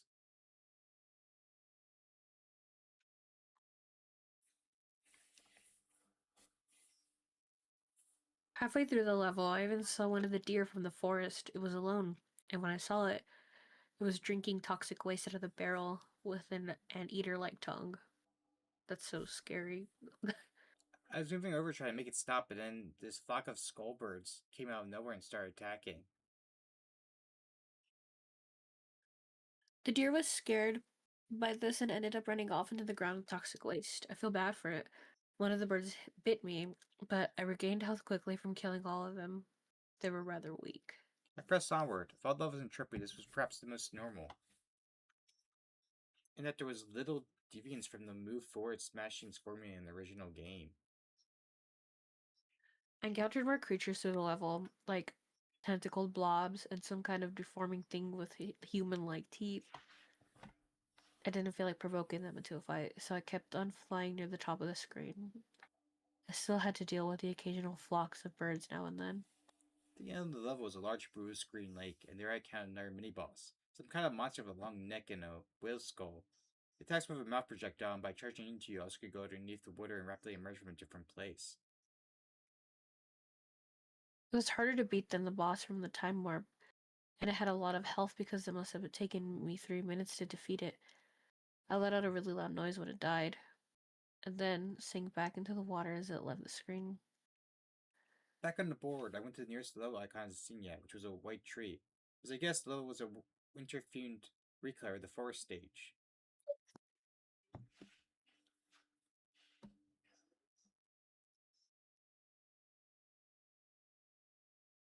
But unlike the regular forest, I didn't feel unnerved starting this one. I think the music had a lot to do with it. It was a gentle, calm song that almost sounded romantic. It was quite stress relieving. Oh my god, there's somebody at my door right now. And I don't know who would be at my door at almost 8 at night. Hey, it's okay. Let me check. The forest itself looked much less ominous, covered in snow. I traveled through the first segment, enjoying the atmosphere for 4 minutes, when suddenly I realized something I haven't seen a single creature since I started the level. Where are all the animals? Soon after that, I left the screen and the next segment started.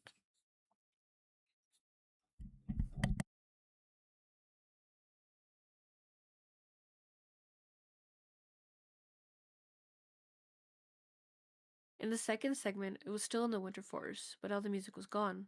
I started to feel suspicious, but then I reminded myself that there was other empty levels in the game, and this was likely another one of those. But then I heard something familiar. It was a 12-second looping song from Unforgiving Cold. Starting up, I could feel my heart sink as I came across the horrible sight.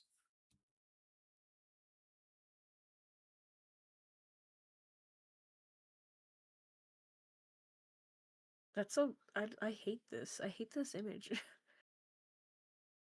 There was a whole group of dead deer creatures covered in snow. Judging from the blackish blue tone of their skins, they must have all frozen to death. On closer inspection, some were missing body parts. Now I was frightened, but I still had to keep going. Before exiting the level, I was really hoping to see something resembling the previous four sounds in the living state, and sure enough, I did.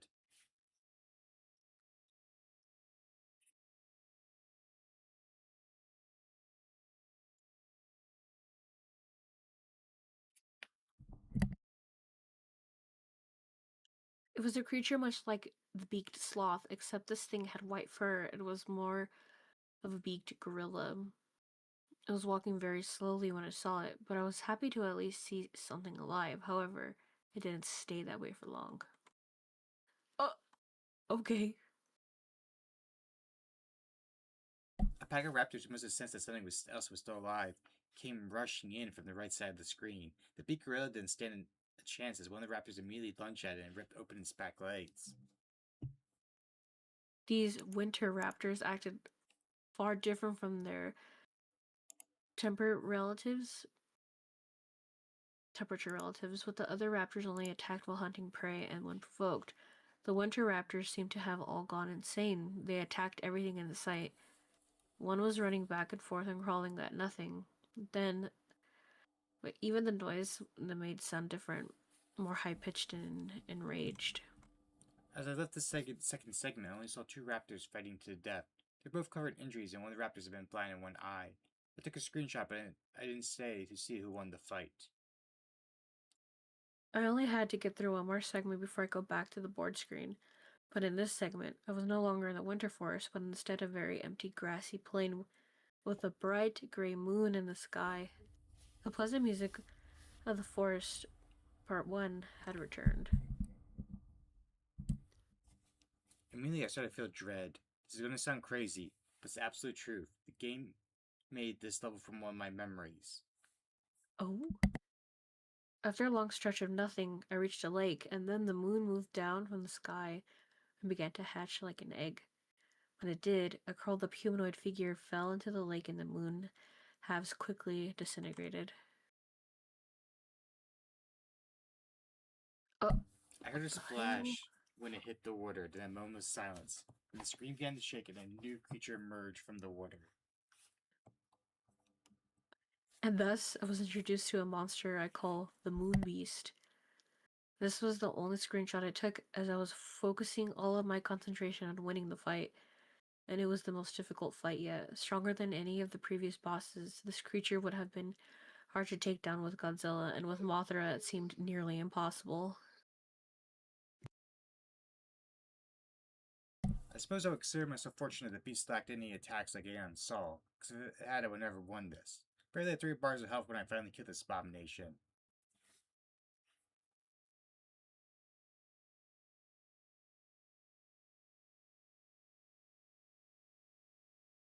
But what happened afterwards is hardly what I could call a reward. I've been trying to keep my promise and suppress this memory for years, but it seems I had to get it off my chest. It's a very painful memory, but the game actually knows something about it, and I think you should too. I'll just tell you the important parts because I don't like bringing the experience back into my head unless I have to.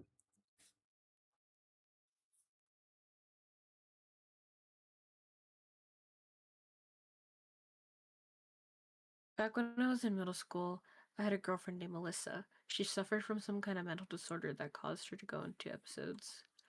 When she was in an episode, she was and her sit perfectly straight and still. Her face would instantly lose any expressions she had before. She would speak very clearly without any hint of emotion. When it was over, she would start trembling, sometimes bury her face in her hands, remain silent for several minutes. I can't really convey the feeling it gave me in words. I won't try. He has a seasoned person to understand.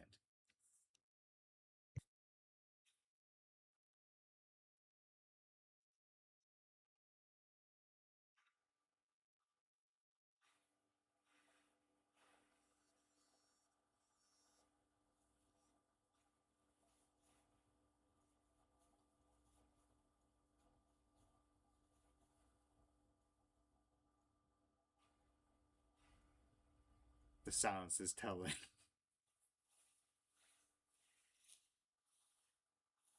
Okay, sorry. Also, I don't know if my redeems are working, so sorry, staff, but hello. But despite this, she was a very kind person and I cared about her dearly. We liked to hang out in the field at night and look at the stars, but one night, she didn't say anything to me at all. She just stared directly at the moon, trembling. I tried to talk to her, but she suddenly sprung up and ran right into traffic. I tried to stop her, but it was too late. She got hit by a truck. Oh my god! It was killed that night. Poor thing. I looked her right in the eyes when the wheels went over her neck. The sight has always haunted me. I know that the game knows about this because I defeated the Moon Beast. This happened. After I defeated the Moon Beast, this happened. Melissa, kill yourself? Oh my god.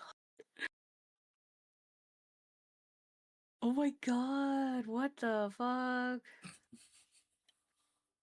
That's crazy.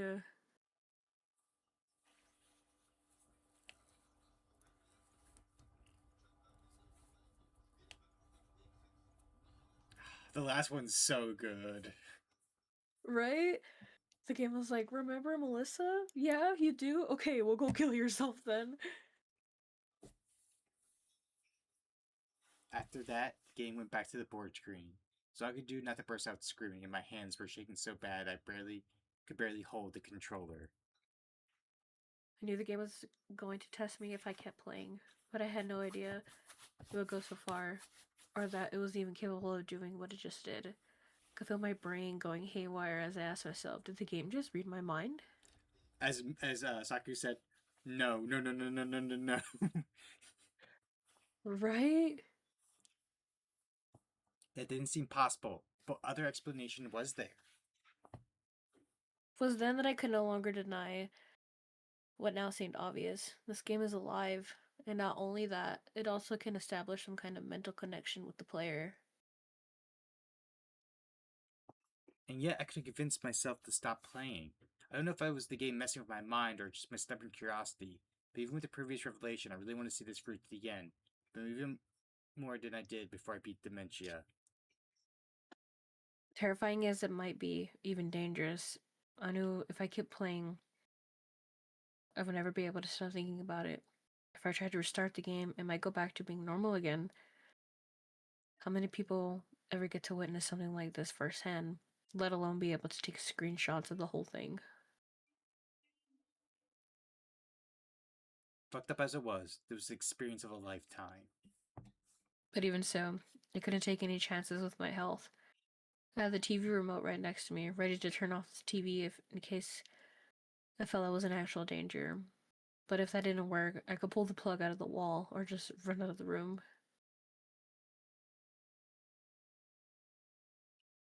Surely, that would be enough. Sure. Whatever powers the game has seem to be confined to what it can show on the TV and whatever his mental connection could do. The latter was that is what worried me.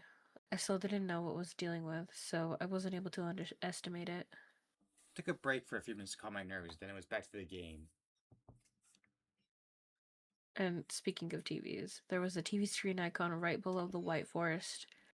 I had just left, and because the first animation was so bizarre, I figured I'd try another to see what happens. Although I expected the same animation, I actually got a totally different one.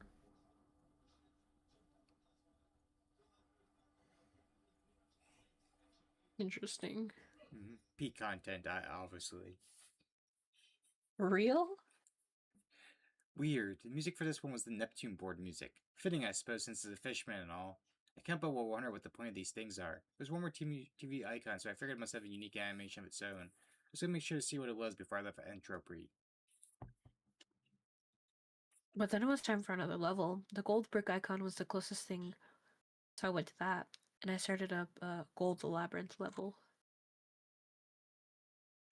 Looks at the scroll icon on the right side to respect for the offer. Fair enough.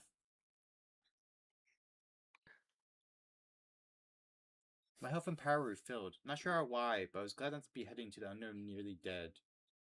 I also noticed that my modifier sprite had shrunk to half its original size. Ooh. The music was slow, ominous drum beat, with female vocals kicking in about a minute into it. Quite haunting. The goal lever itself was an anomaly. I'm not sure how this would have played out if it was using Godzilla or Angrias, because flying seemed unnecessary just to get around this place.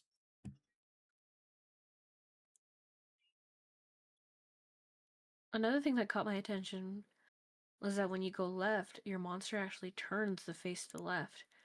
That sounds stupidly obvious, but in the original game, you were only supposed to move to the right. So when you tried to move left, your monster ended up flying backwards. This level's apparently. Oh, sorry. Do it.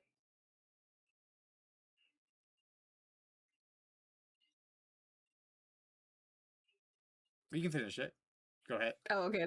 This level was apparently gigantic in size because every time I thought I had reached an end to it or thought I was going to end up back where I started, I encountered something totally new. Things like lava blockades, new enemies, and statue faces.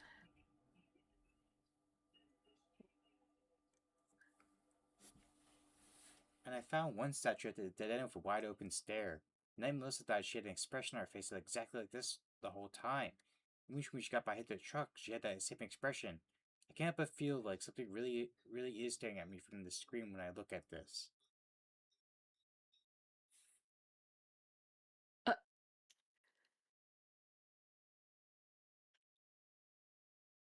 I really didn't want to be reminded of that night anymore, so I left the statue almost as soon as I found it. I needed to find an exit anyway, which proved to be no simple task. It felt like this level stretched on forever in all directions. I must have wandered around the level for at least 15 minutes before I finally saw something. It was a creature that wasn't gold. Seemingly the only one of its kind in the level, lacking any kind of hover ability like the other creatures, just walk back and forth from the platform. But it wasn't long after I found Then a flying machine swooped down and grabbed it, and then flew off with it. The machine apparently had not seen me, so I decided to follow it to see where it was taking the creature. The machine stopped at a room with a large cauldron-like object in the center. The machine hovered over to the cauldron and dropped the creature into it. Oh?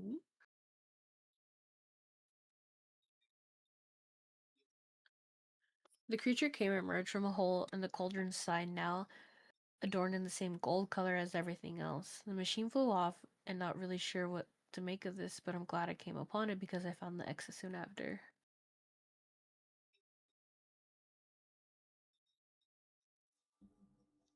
When I got back to the board, I realized the boss hadn't moved at all. A bit odd, but it didn't bother me. Made playing my route for Antwerp easier. There were still two new icons explored, the Indigo Cliffs and the black version of the Labyrinth. Since there were only 3 black labyrinth icons, which were surrounded by bosses, I played the Indigo Cliffs first. It was all like the Blue and Green Mountains. The level graphics had the same shredded look to it. There's also a recolor of the clouds and moon from the toxic waste dump. Music, if you can call it that, was merely a deep rumbling noise. One of the first things I encountered were the multicolored creatures with big heads emerging from small caves in the ground.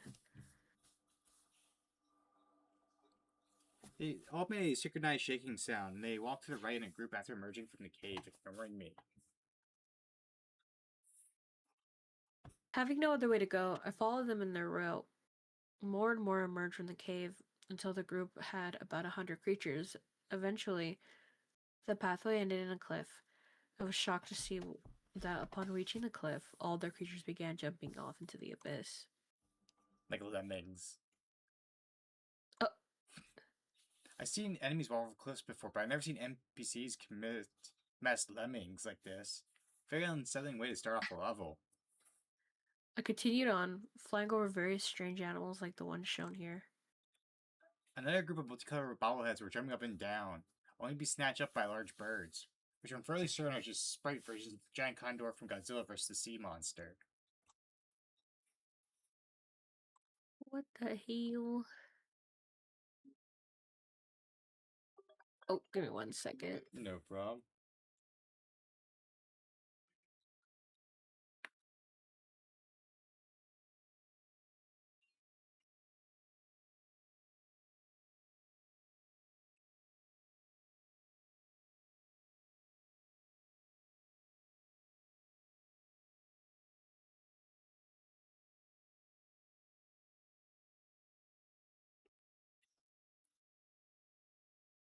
Okay, I defeated some of the condors in battle, but it bothered me that these bobbleheads seem to be so eager to die. If the game itself is alive, perhaps the creatures in these levels are also alive? And some have very unhappy lives, if this behavior is any indication. What provokes them to do this? In the back of my head, I almost suspect the glowing moon in the sky is the reason. At the end of the level, I saw yet another group of bobbleheads marching up to a large monster and being devoured. It was starting to disgust me, so acting on impulse, I fired off eye beams at both the monster and the bobbleheads. I destroyed the cave. Ooh. The monster became angry and ran through the remaining bobbleheads to fight me. Although it lacked any ranged attacks, it was relentless. But it was no match for me. I was in the home stretch now. Up to the bosses, my plan was to go for Batra first and Megalon. After that, I would watch the last TV screen, play the Black Labyrinth before fighting Mecha Godzilla, lastly going for the chase with the Hell Beast. I was curious to see if it would be in a new form again. But first things first. Time to beat up Badra. I expected he started off in his larva form. The music was Varen's battle theme.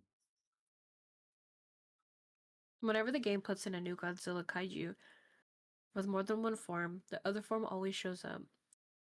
For a game that's otherwise inexplicable, it's rather startling in the consistency and accuracy with the new kaiju bosses. The fight started off simple. Larva Batra fought in similar fashion as Magma did, charging back and forth and occasionally firing off lightning from its horns. During the fight, I noticed that Mothra's combat capabilities had been altered in my favor. One, the I-beams did too much as much damage as they did originally. Now they were as strong as Godzilla's punches. Poison powder was similarly improved. It also did this nice thing where it would actually hit an enemy when you used it. Two, in the original game, though Mothra could fly, she was unable to fly over an opponent. You get knocked back the same way as if you just ran straight into them, which was extremely annoying. But not anymore. I could change direction and fly around, which was a big help because Fighting Imago Batara is much like fighting a clone Mothra, although Batara is distinctly faster and stronger. No longer fated to be its slow-moving larva form, Imago Batara was a fearsome opponent.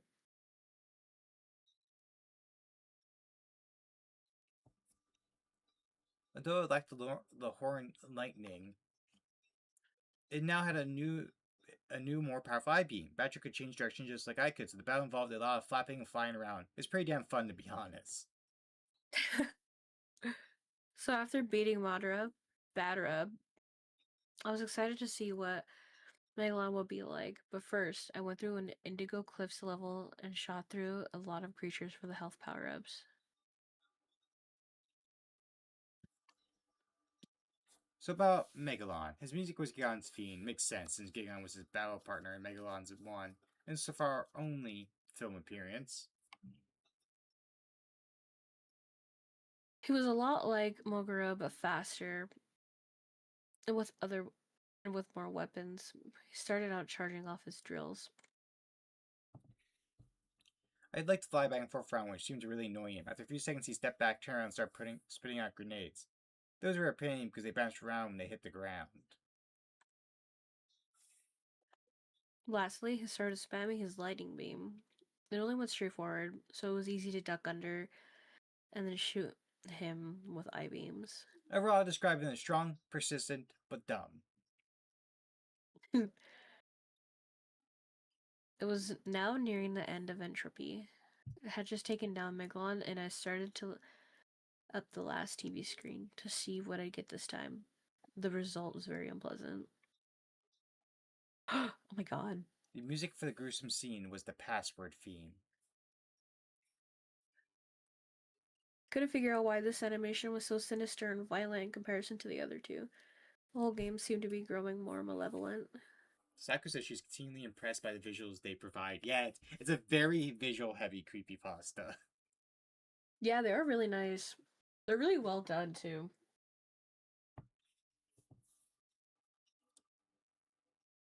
As I went on to finish Entropy, I began to feel drained. It's hard to describe, like I suddenly became tired when I wasn't before. Most likely it was just the tension from what happened in the game getting to me, but who knows?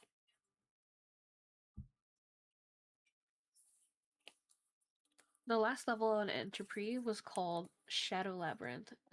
The scenery was recolored from gold to black. Oh my god, I know English. I'm so sorry. The music was an evil ambience similar to the unforgiving gold loop, but distinctly different. The music was my first sign that this level was going to be distressing. I traveled through the maze for about a minute, and then I noticed there was any creatures hovering around it. It's odd transition from the gold labyrinth, which was overrun with creatures, to this level that had nothing at all. But then this might be a good thing. Maybe there wouldn't be any obstacles that I could get around with the level of ease.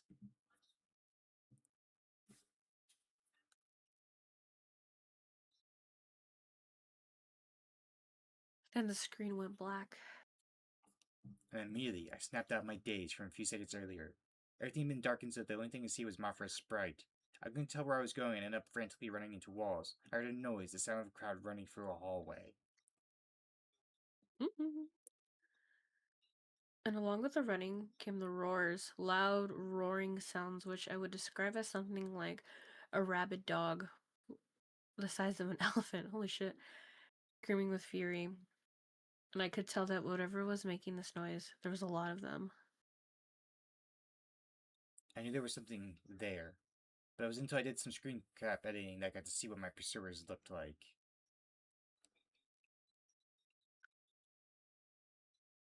But at the time, I couldn't see where they were or where I was going. I was literally running blind, and the mob of beasts eventually caught up to me. All I could think was no. As I saw the life bar rapidly declining, the monsters had taken me down to half my total health. When I was saved, the light came back on, and the attackers had disappeared. And so the challenge of the level was revealed. Find the exit before the lights go out and pack of monsters maul you to death. I was in panic mode now, moving as fast as I could while trying every path I could find for a way out. As I played through the level, the lights went out in a total of 3 different times.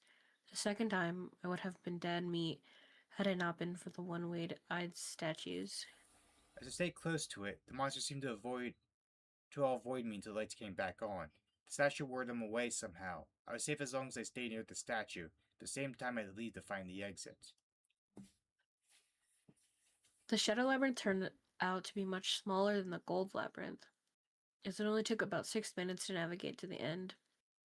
But before the exit, there was a row of halls leading to straight down, with no way out once entered. We either got to the exit before the monsters reached you, or you died. Thankfully, I made it out. Only one more boss. Godzilla started the battle and got something unexpected.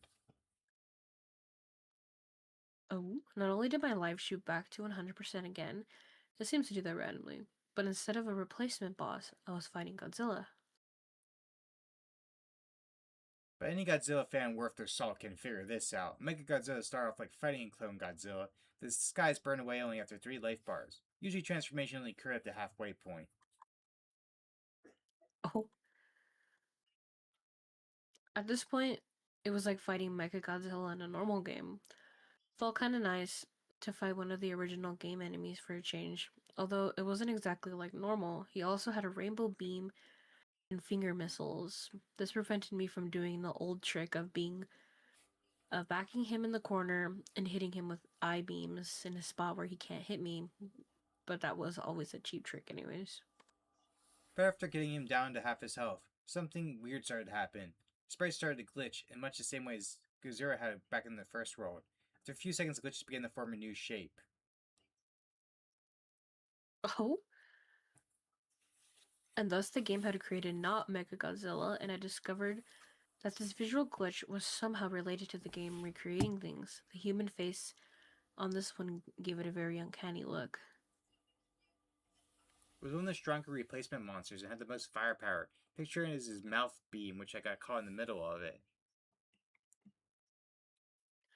And even though it was a bit stronger, it was also slower than its original counterpart and couldn't jump around as much.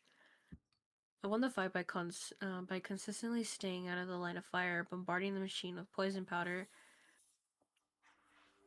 as I flew over it. One last thing to do, the Hell Beast chase. Oh boy, might as well get this over with, I thought. Run!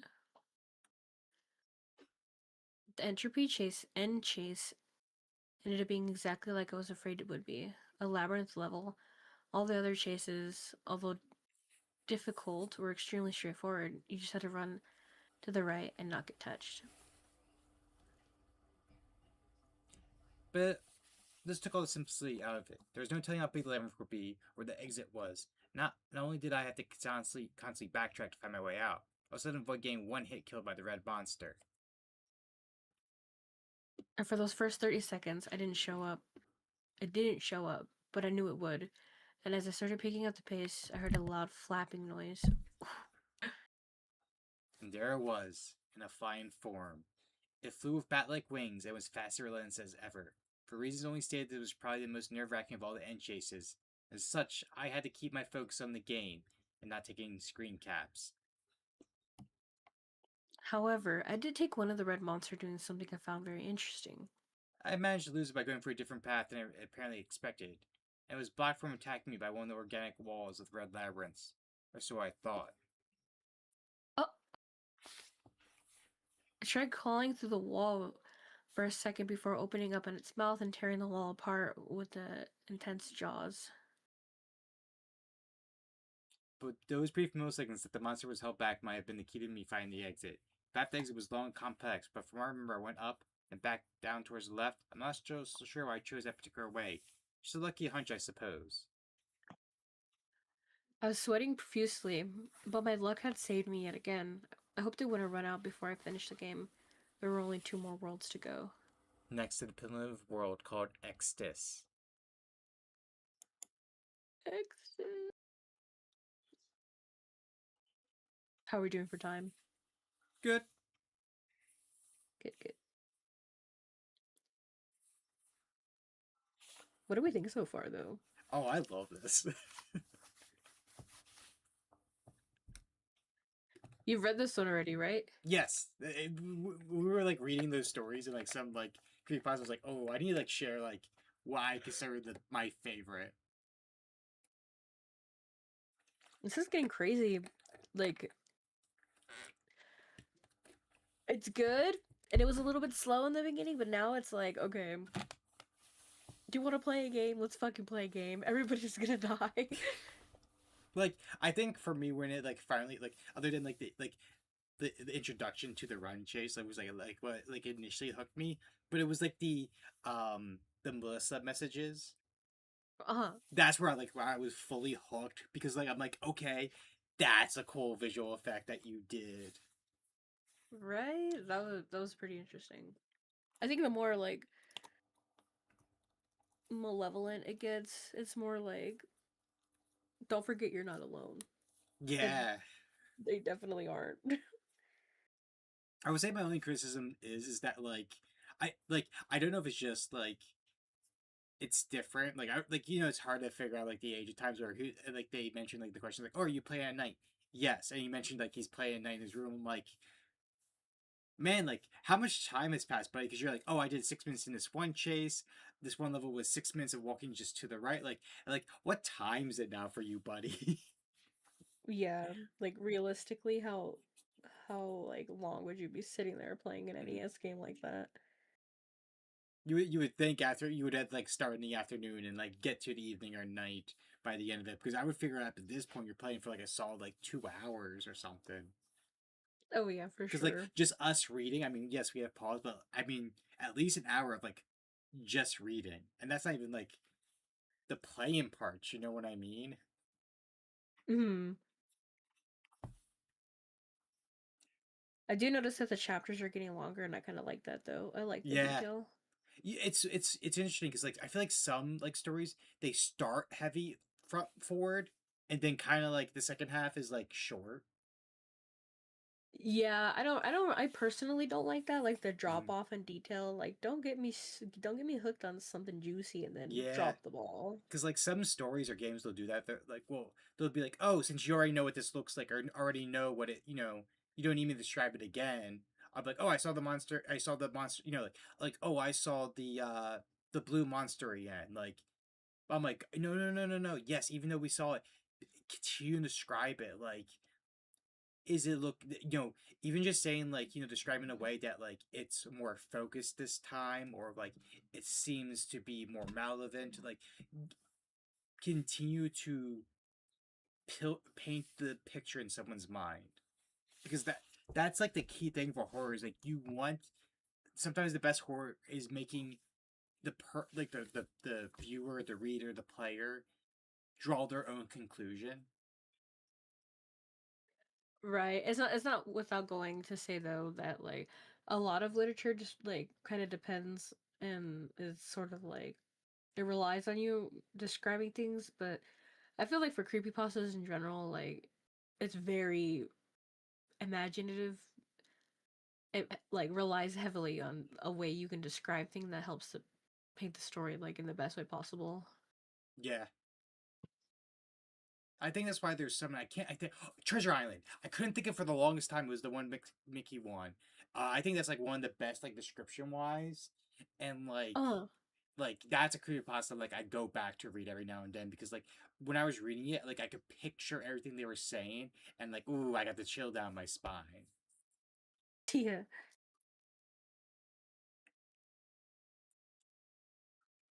Also, just sometimes write the correct like punctuation or grammar. Like if someone like does not use the right punctuation or grammar for it sometimes like it almost feels like jarring because like takes you out of the scare for a minute.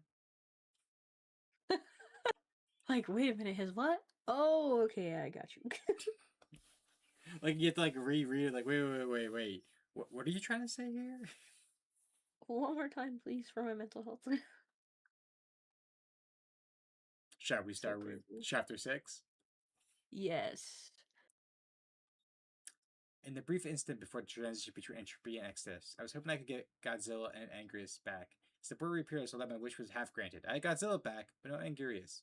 I preferred both, but despite Angrius' neat abilities, I could have chosen Godzilla if I had to pick between the two. Mm-mm-mm. Exodus had two different colored temples, white and pink. A pyramid, what looked like some modern buildings, and two other icons I couldn't figure out at the time. The new bosses were Kumonga and Gorosaurus, and not Gyrodor, whom I was dreading to see, let alone fight. I don't know why my mind went to this, but the King Ghidorah thing is that a Baki character has like a tattoo on his back, and it just for like every time I think about it, like I think about like in like the Yakuza games of like the back tattoos of who they have or what they have, like what dragon or what god they have on their back. Like is it a Sura or not? And it's like a nice Oh yeah. like a nice peek into who the character is. Yeah, for sure. With Godzilla back, I was excited again and eager to explore, yet still cautious. I went to the quiz level first, just as before. This time, face questions were more random than ever.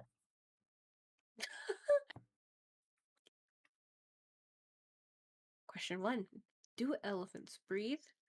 Answer: yes. Reaction: weird face 2.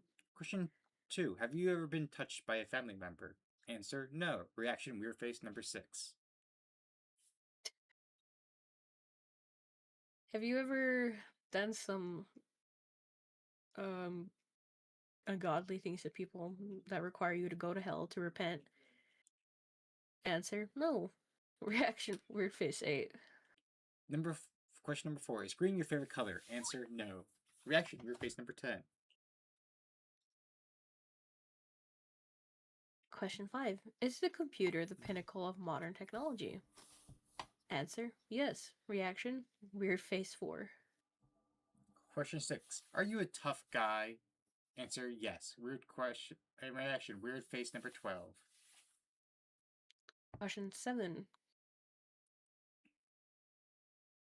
Wait, did you read 7? I did. Yes. Okay, question 8. Can you stand on your head? Answer: yes. Reaction: weird face 7.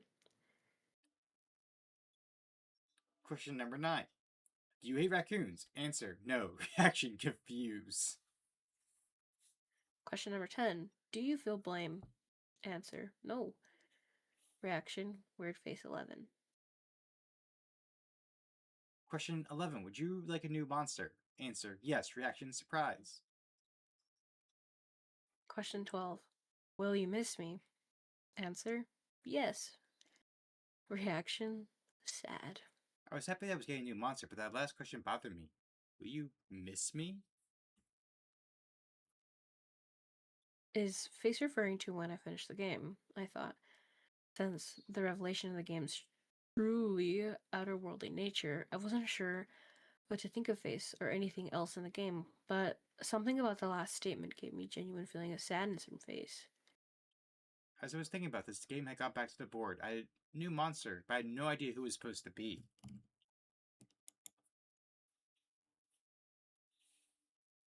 Interesting. The sprite had a slight resemblance of Rodon, but the head was totally off. I moved this mysterious newcomer to the white temple icon and started the level. When I started the level, the screen appeared with the text, "Find the gem," presumably instructions for beating the level. After that, I got my first look at my new playable monster, a hairy, dark blue creature with bat wings and a skull-like face named Solomon. And I also found my path was blocked with a beam of light and a small pillar with a plate on it. I figured that this beam is the light blocking the exit, so I had to go find the gem and drop it on the plate to deactivate the beam. How exactly I was going to do that, I didn't know. There was anything in the original game requiring you to find an item to break a level. I had to find out when I tamed the gem. The only direction I had to go was left, so on I proceeded. Solomon was an interesting monster, to say the least. He was capable of both flight, and heat beam, both of which proved to be very useful. He also could kick and slash with his wings, but he couldn't duck. The White Temple's music was a vocalizing core, or a video game appreciation of such. It's hard to describe, but it had a very holy sound to it. Hmm. It wasn't long before I started running into waves of strange new enemies. They did little to stop me. I ran past them with slashing and didn't take any damage. There was a pause between each wave of enemies. After you killed about 10, there wouldn't be any for about a minute. The next wave would appear after 5 minutes and notice holes in the floor and ceiling. Ooh. Guillotine-mouthed creatures were rapidly flying up and down these crevices, so I had to time my jumps carefully because I didn't know if I'd get another shot at this. Luckily, I managed to get through this without a scratch. I'm just lucky, I guess. After I found myself at the end of the hallway, facing some kind of mini-boss monster, it moved fast in some kind of projectile that shot in 4 directions, but I killed it quite easily using Solomon's heat beam. Battle was over, I had my gem, which was inside the creature's head. Okay, biblically accurate angel, I see you.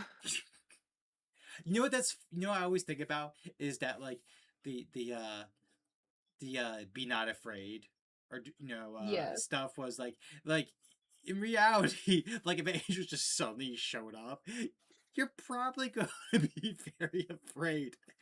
I like to think Oh my sometimes god. they're just like, look, stop, I know, yes, please stop screaming, please not be afraid.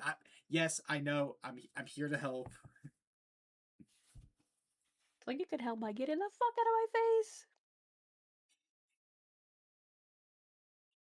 I found that I could pick up and hold the gem by walking over to it and holding down B.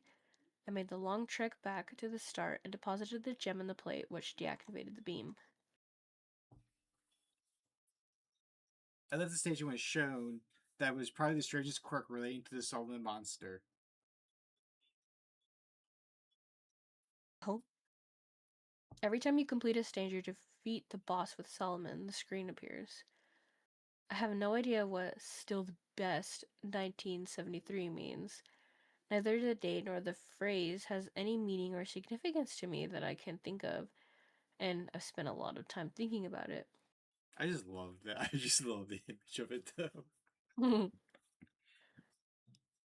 Next level I played was on that called Broad's Pyramids. I used Godzilla and found he had been leveled up to 12 since I last played him in Dementia.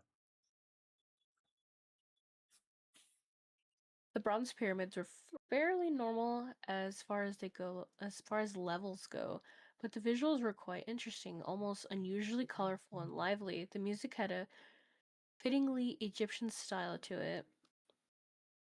It was slow and mysterious sounding. I struggled for the level of fighting off the various enemies. None were too difficult, though the ants could be a pain if you ran into too many at once. My favorite enemy was this giant reptile kind of halfway through.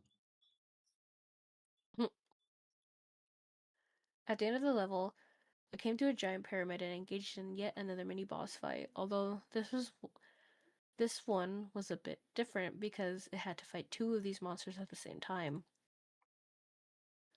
Oh. Individually, I could deal with them easily, but fighting both of them at once was challenging.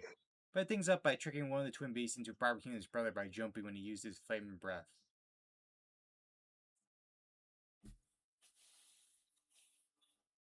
After defeating the twin monsters, I noticed something strange after returning to the board.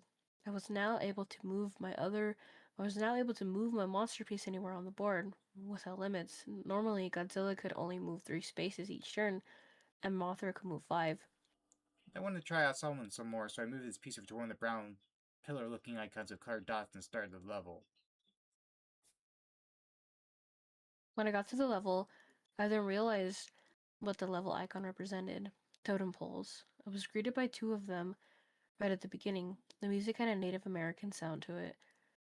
It seemed to be using the same instruments as the Entropy Forest. It was noticeably different, but just as foreboding. I walked around for 3 minutes without noticing else in sight besides the totem poles. I realized until then, but I wasn't expecting another level with nothing alive in it. After all activity and entropy, walking all with all these multicolored faces, This unnerving level left me feeling like I was being watched. Only about 10 minutes after I started Extus, I was already halfway through. After getting back from the totem pole level, I tried out one of the TV screens to see how strange they were this time. Oh, okay. Even more strange than before, apparently. The music for this level was Uranus theme. I switched back to Godzilla to play another level, and this level was quite a surprise. It was a normal city level. The colors were gloomy, but even this was quite a shock.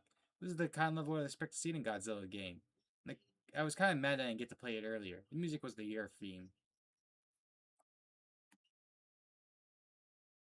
Crazy. I find it strange that a level fitting a Godzilla game would show up this late, but there's no point crying over spilled milk, I suppose. I moved Solomon over to a grayish green icon, which turned to be a giant high-tech laboratory of some sort. Lots of mechanical drones on this level, but Solomon cleared them just like the White Temple enemies. The music was a gritty, industrial beat. There was also a strange flying cyborg enemy, which was annoying because it would fly away when you jumped to attack it. I also have interest with these large stasis tanks, holding some kind of monster inside. As you would guess, sometimes monsters awake and shatter through the glass. I tried to get past the stasis tanks as fast as possible because the monsters inside proved to be vicious little bastards upon release.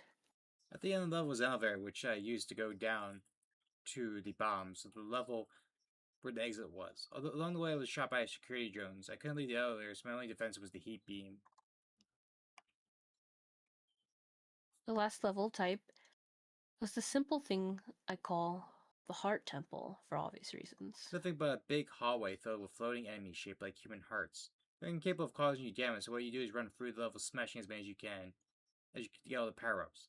One run through these levels would get the life meter back up to full. I would greatly appreciate these levels later. The Heart Temple's music reminded me of a circus tune, had an overly cheerful sound to it, which gave the level a really weird feeling. I've seen all the level types. I chose to fight Gorosaurus using Solomon. The music for this fight was Gizora's theme, but it was during this fight I realized that Salomon was overpowered. A single well-aimed slash could take down as many as 4 of the enemy's life bars.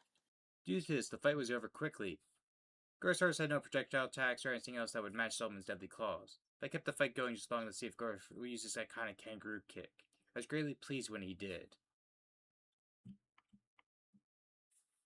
Even though I knew Solomon was my fight ace, I used Godzilla to battle Kumonga just for variety. I briefly discovered using Mothra, but of course, Godzilla went out.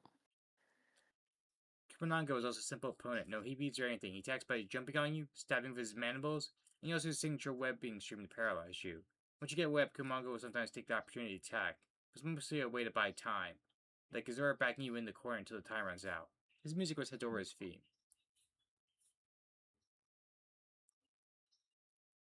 With Gorosaurus and Kumonga defeated, it was the end of Exodus. Before I fought not Ghidorah, there was something I had to do. I wasn't expecting much from him, but for documentation's sake, I had to look at the other TV screen. This is what it was.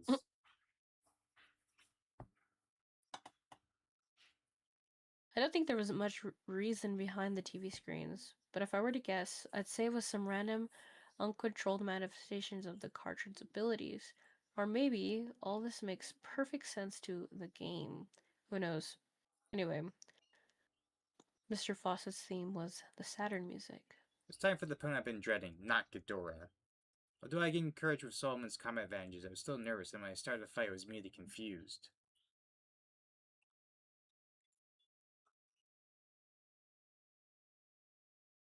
My opponent was not Gazora. I defeated the imposter with a few strikes, and then not Megora appeared. It made sense. In order to get to the not Ghidorah, I had to battle the previous replacements first. And battle them, I did.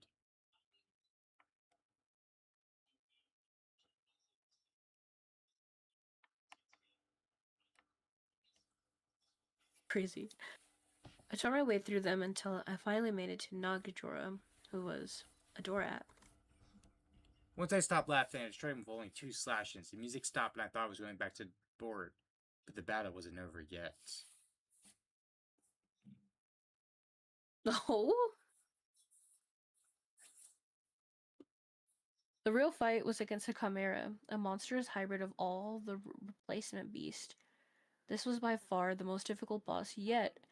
Every attack of his would cut down a whole life bar per use, while attacks against him were greatly weakened. Solomon's slash, for example, was not lucky to take over one half of a life bar.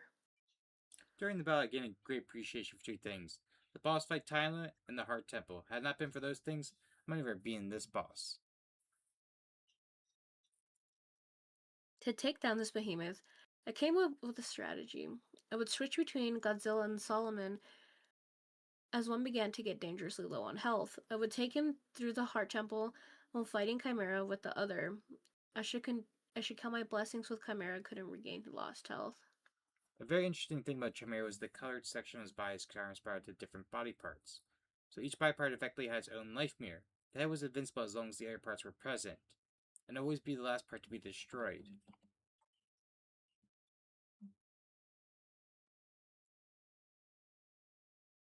In addition to being difficult, it was also the longest fight so far. I tried to remember how many times I got taken out of the fight by the timer, but I lost count around 13. Eventually, I destroyed all components but the head, which now flew around on its own at incredible speed.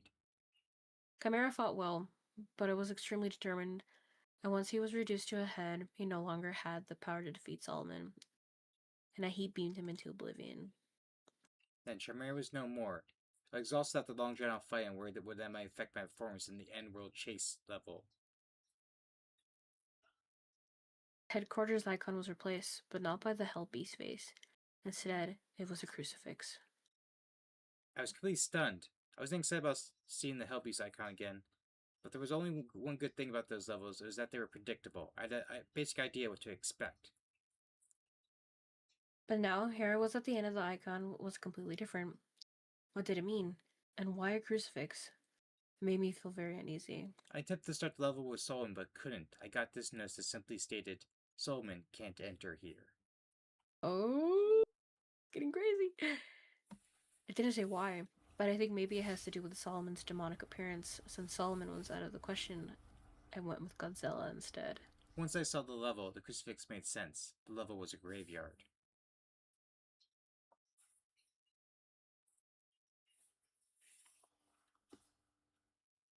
This little graveyard kind of reminds me of Faith.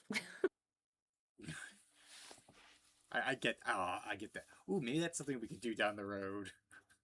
True. Screaming the whole time as we play for the Faith games. True. Yeah, it's just a necessity at that point. It's gonna happen.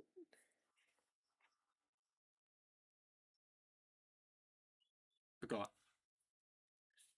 I was still on edge, thinking this was some kind of trick. The last level had always involved running from a demonic beast, and I wasn't going to be fooled into thinking this would be any different. So I started out running, but after a minute without interruption, it slowed down. It was during this time that the music caught my attention. It sounded familiar when I first heard it, but it took a while before I realized that was an 8-bit rendition of Prayer for Peace from the first Godzilla film. Very sad, powerful song, even in this form. At 2 minutes into the level, I encountered something that I wasn't sure how to react to. My first instinct was to run, but this blue statuesque being simply floated in place, and I felt compelled to stare at it for a time. Since this was a grave, it was floating over a chapel. I guess that it was some kind of angel watching over the deceased. It gave me a strange but warm feeling. I wouldn't say happy, but I felt that I was at peace somehow. I'd never seen this being before, yet it seemed very, very familiar to me.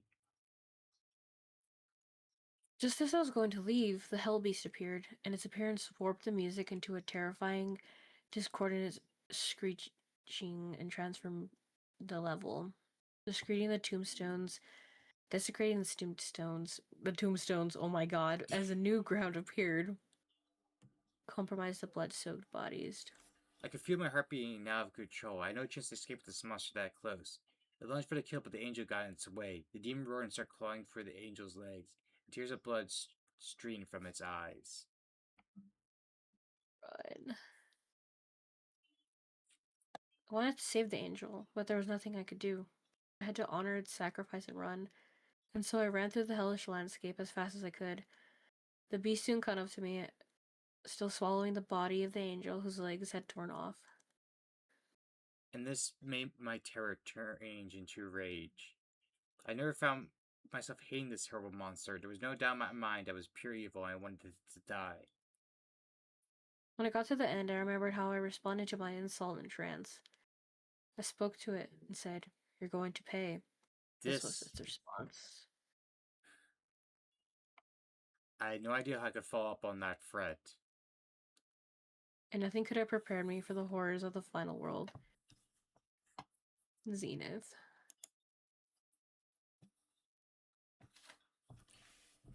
And here we are, in the final world. I don't like to discuss this part, it still bothers me very much. But it's something I have to do so I can put this behind me. People deserve to know. Patty says he likes this design, and I don't blame him.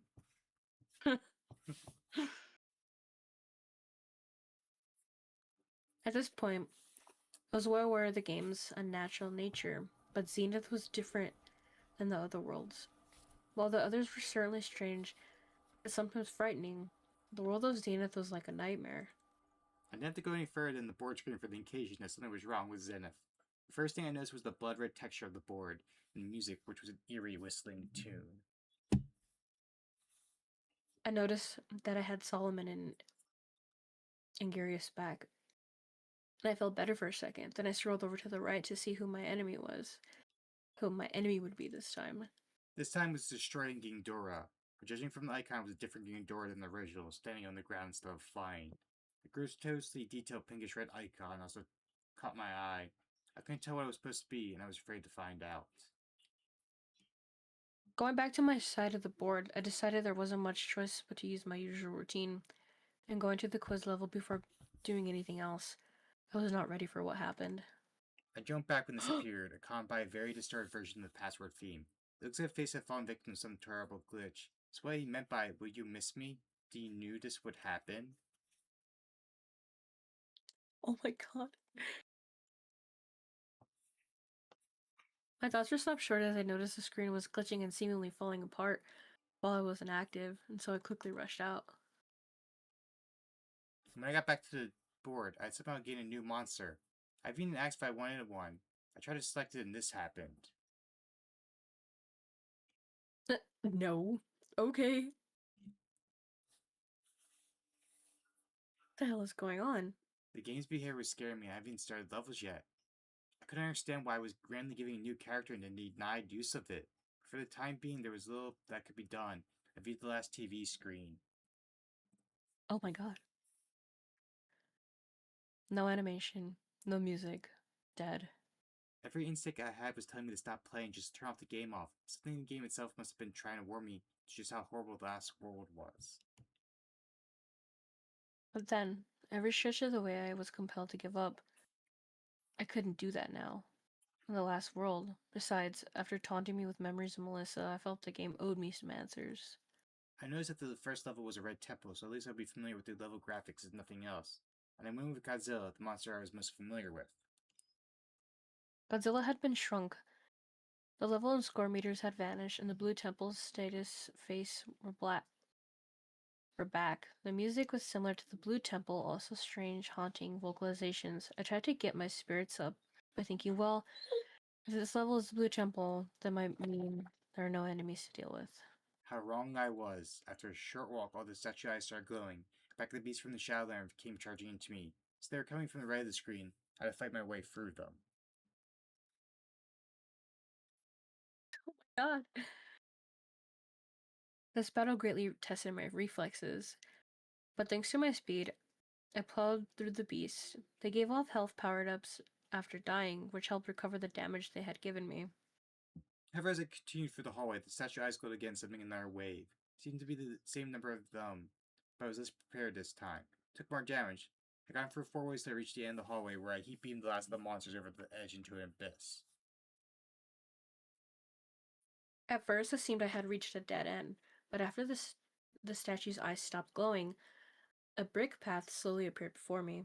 I followed the path, which kept me going forward to the right until it stopped at a wall, where I was to go vertically by jumping up on ledges. Along the way, I encountered new creatures and some sort of strange shrine, which had a statue of the Hell Beast, so there are creatures I don't recognize.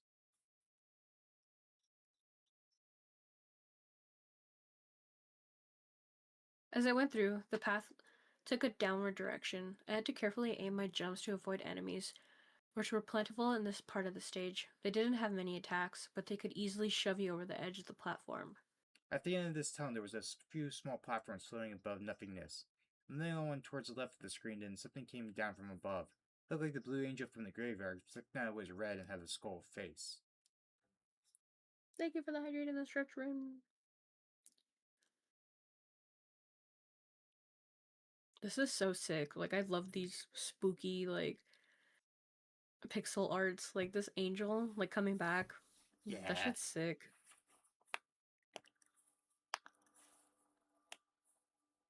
Any of the pleasant feelings I had from the blue angel were not present with this red one.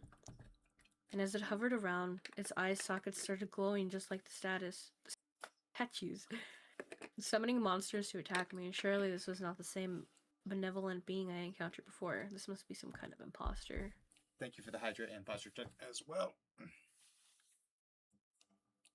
That was nerve-wracking, as I started off with nearly half my health and had to deal with multiple opponents. It was well the threat of gravity. To make things even worse, as the angel took damage, some of the panels fell, till only 3 remained. But my luck had not run out yet. Just when I thought it was over, I struck the red angel one more time. And in turn, that one last hit was all it could take. As the red angel completely disintegrated, the game instantly went back to Zenith board. Moved Mothra to the nearest stage from the red temple, which seemed to be a garbled mess of letters spelling kill, and began playing. So? As suspected, all the level graphics were made of the jumbled letters, and Mothra, just like Godzilla, was shrunk to half size. I began to suspect that all the Zenith levels would be like this. Background music was terrible. Like someone put all the sounds that NES was capable of making into a blender and then pieced them back together into a song. I had to turn the volume down because of it. Playing as Mothra made me avoiding the enemies easier, but they were nonetheless determined to get at me. The first enemy I saw was the headless Giggins, and later on, there were hybrid monsters pieced together from previous bosses, like the Boylant head, things above. 5 minutes had gone by as I didn't see anything new. And this level shifted into another segment. The music changed from the loud, annoying beeps into something far more ambient and menacing. The little graphics also changed, now looking like a blood-drenched junkyard. But everything in this level was red made it sickening to look at.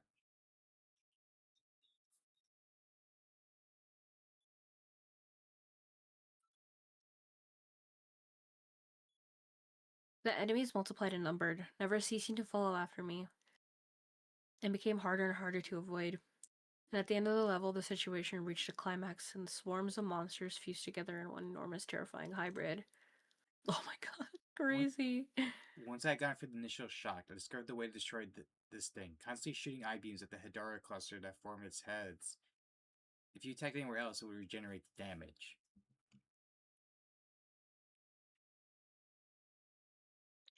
Even with the knowledge, it was extremely difficult fight. I'd say it was hard fighting the moon beast was, if not harder, the most common attack with lunging forward with its arms, covering the Gigan's saw and blades, and they touched it, it would instantly drain health. When it was over, the remaining monsters collapsed into a heap. Then they and the ground below them started to disintegrate and sink towards the bottom of the screen.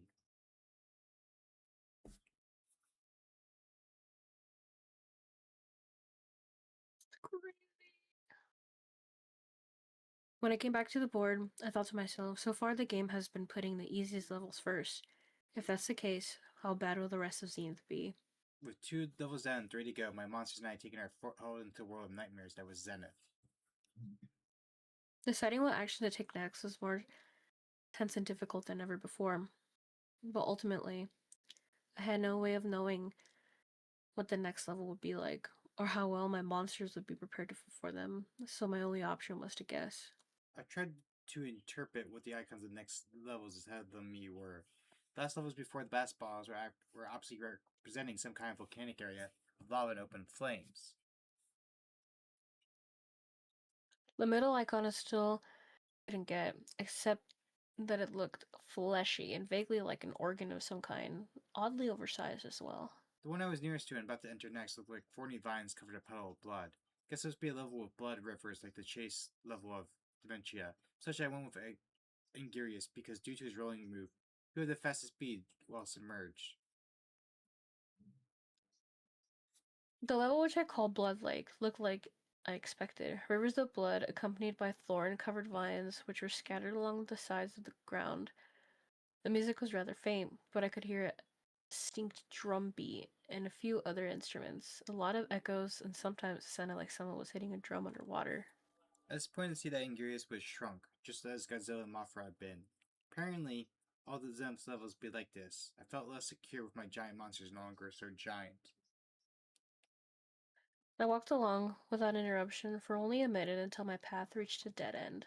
There was a massive gap between the ground I was walking on the ground to the right of the screen. I was going across and continuing to walk to the right, but due to the huge mass of brambles in the way, there was nowhere to go. Two creatures with gliding membranes on their arms and lampreys with mouths were perched on outstretched vines and screeching at me, much like a crow does to an invader of its territory, another unnerving display of possible sentience by the creature of this game. If this even if it's even accurate to refer to them as being of the game, that is. I slid into the blood, slowly sinking to the floor. The aquatic enemies were everywhere, and they were hard to avoid. Black Shark in particular was very aggressive and hard to deal with, but thankfully I only encountered one.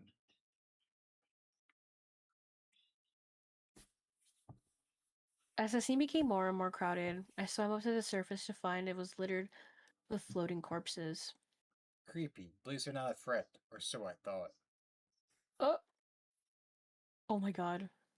Until they all sprang to life and leaped on me. They were trying to pull me under, and they were draining my health as they did. They all attacked me as a group, and when I got one off me, another would jump on behind me. I had to curl up into a ball and roll them to loosen their grip, and then when they did, I quickly retreated. It wasn't long before I reached another land path. A note regarding the brambles. You can stand on them, but it causes pain. You can destroy some of the vines, but only the thinner ones. I destroyed multiple vines as well as dealing with more enemies. I was interrupted by a scream. Mother. The scream was only up for about 30 seconds, but then it went back to the level I was facing another dead end. A pregnant humanoid creature being hanging from the top right of the screen by his spine and umbilical cord. Oh, good lord. That's crazy. Instantly, the creature's belly was split open from the inside. As the lower part of its body was ripped open and fell into a below, the Blood Lake boss was revealed. It came flying toward me, making a shrill, hacking scream. I was forced to move back. I believe that was like one of the statues along with the other monster that was shown. Hmm. The bat was a highly mobile boss and difficult to hit. As I moved back along the ground, the monster opened its mouth and shot out a barrage of needles. I jumped over them, managed to get it a blow to the head, and started flying out of my reach. As the bat was flying, it shot a stream of fire from its eye sockets and started trying to hit me with the flames. I rolled along the ground, which drained my power, but put us at equal speed. So that repeated 3 times until the monster was defeated. While most of my health was drained, I went back to the edge of the level. The large bramble vine blocking the exit was now gone. Now only 2 levels left to go. Who to send this time? Godzilla, Mothra, and Angirius had all completed 1 level, leaving Solomon, and also the mysterious 5th monster trying again to access it. But with no luck, I just used Godzilla again for the next level, and Solomon for the final one. The second to last level is referred to as the organic level, which is the most visually unpleasant of them all. Oof. Right from the start, I could see the graphics were freakishly different. The atmosphere was gruesome and foreboding, with the addition of the loud, droning music. I was dreading what I would see at these levels, and it was only a few seconds before something appeared. Two hideous things, hard to describe most of this level. Everything had a disturbing semi-real look to it. Most of the enemies look halfway between real animals and mishapping lumps of gore with teeth. It's also worth noting that all of them were considerably larger than Godzilla, and although the majority were not very intelligent, each of them took around 30 plus hits to kill. Due to this, it was a better idea to run away from them than fighting, but it was never clear exactly what direction to run to. While most levels involve going to the right to get to the exit, the path of this level is primarily going down, by walking to the edge of one platform and jumping down to the lower one. There's a way to make sure you're going the right way, nor any apparent means of getting back up to the higher platforms is necessary. Also, certain enemies acted as if they were aware you had to jump down and would stand at the edge of a lower platform waiting for you. When this happened, I would have to walk back and wait until the monster would leave. As I went on, I came It's across. cheating now. It is cheating. Came across platforms stacked above each other with little space in between them, looking like a maze. This meant that I couldn't jump and it made escape from enemies difficult. Thankfully, the only enemies able to fit through the mazes were the four-legged beasts seen at the beginning of the level. Adding to the difficulty were long, tapeworm-esque monsters that would rise themselves up between the platforms and trap you. The only attack they responded to was the heat beam, which would cause them to shrink back down. This was costing even more power, and I couldn't afford to do it without heat beam for too long. Ew, those look ugly. While trying to avoid the abominations that dwell in the level, I found out if you stand idle in one place for too long, the ground starts to absorb your monster.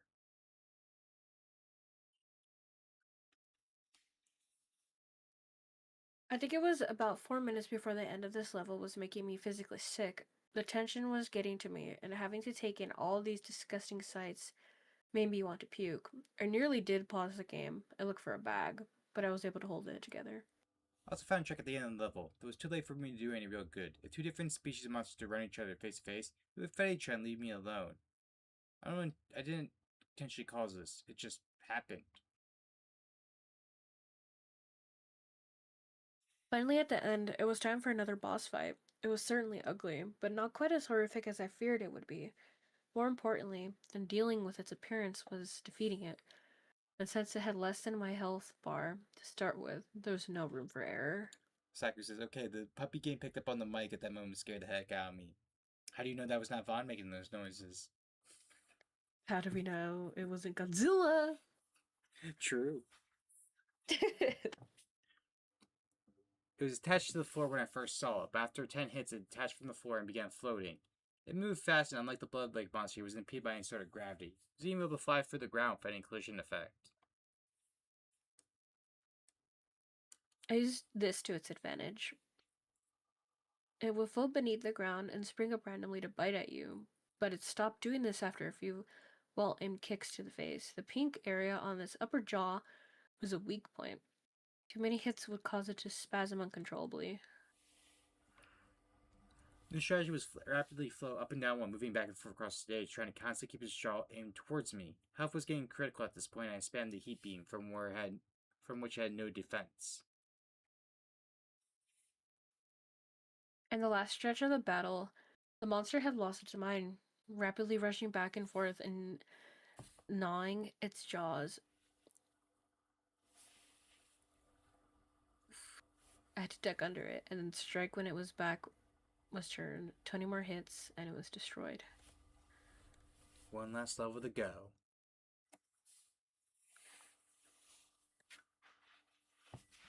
What the hell? Then it was down to one last level. I didn't hesitate. I selected Solomon and entered, perhaps a little too fast. Uh-oh. This level was definitely the peak of disconnect between what the NES was graphically capable of and what this game could create. The music also caught my attention. It was one of the only songs that appeared more than once. The horrible screeching from when the Hell Beast appeared in the graveyard. As soon as I started, there was already an enemy prepared to attack, a centaur wielding a whip, and it wasn't alone. Sakurai also says, Vom barks, not whines. True. Thank you, ma'am.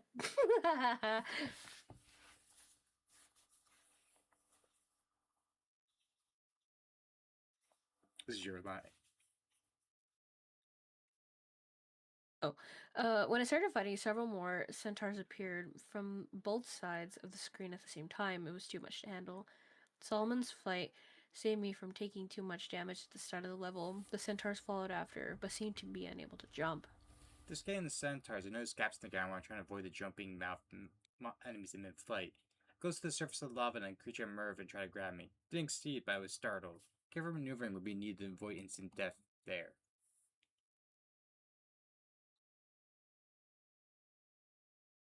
As new enemies appeared, the level soon became very difficult. A lot of the trouble came from the stocky red demons that stood on top of tall and narrow mountains and spewed fire. I got them by their waiting till their back was turned and hitting them with the flying kick, which made them fall into the lava. It was at this time I noticed that I wasn't gaining any health from killing enemies. Ooh. Not all the ground was stable. At one point, the ground was reduced to small chunks that slowly drift towards the right. Some would sink into the lava upon landing on them. There was no way to tell which ones would sink and which ones would not. Being so close to the lava added to the threat of the lava creatures. It was very frustrating.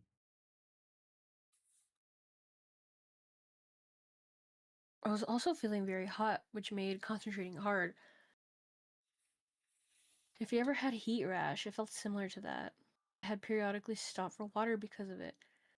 It was almost certainly due to the game and not my imagination, but I kept pushing the thought out of my head. I didn't want to think about it. The end stage encountered the boss rising from the lava. Actually, surrounded note of ungodly howling roar. Oh my god. When I walked into the land, I saw how gigantic it was, several times the size of Solomon. I was about to fly up and attack it when it opened its mouth and let out a huge blast of fire. I did fly dodge the flames and didn't get close enough to the boss to fire a heat beam at his face, causing him to stumble backwards. If it didn't stumble backwards, I would have kept moving left to force Solomon to lava. There's no more ground within reach.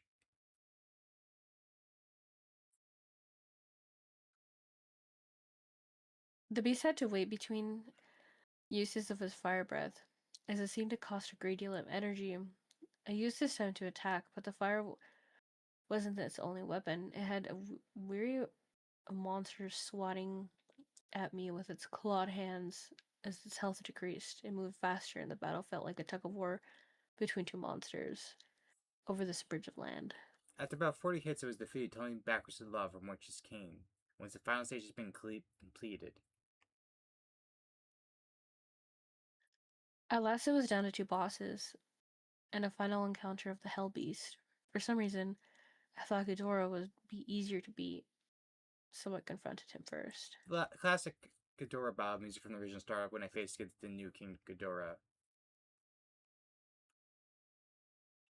King Ghidorah was as powerful and unrelenting as ever. He instantly lashed out with gravity beams, which were more damaging than Godzilla's heat beams. It became a struggle of constant beating Ghidorah at every opportunity to keep him from using the attack. Ghidorah soon saw for my tactic and started using physical attacks as well. He struck with each of his necks, knocking me backwards and making it impossible to get close enough to punch him. But I did, away from the lunge with one of his heads and immediately blasted with the heat beam. It worked, and to my surprise, the heat beam had actually obliterated Ghidorah's middle head. It was only a few seconds before I realized this would lead to, and sure enough, King Ghidorah was using the power of the glitch to transform into Mecha King Ghidorah, but really shocking oh, was the sudden change in music. I've heard it right. It was from the original NES game, which was from the Super Godzilla, during the Mecha King Ghidorah fight. Mecha King Ghidorah's first attack was most deadly.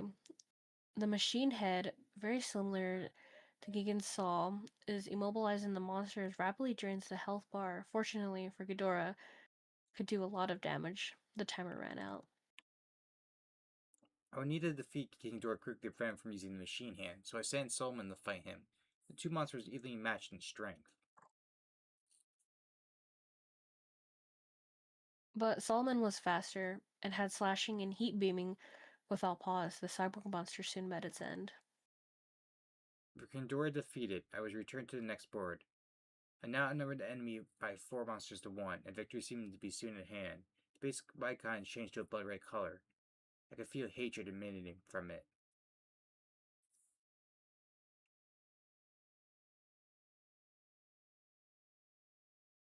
I started the fight against Destroya with oh my god. How do you say that name again? It just like left me for Angrius. 2 minutes. Angriest, yeah. And the music was the same as Ghidorah's. When the fight began, Destroya was in a microscopic form. After one hit, it changed into the juvenile, which had a few attacks and was also dealt with easily. The fight became serious when Destroyer entered its aggregate form, gaining the use of large arms and the micro-oxygen beam.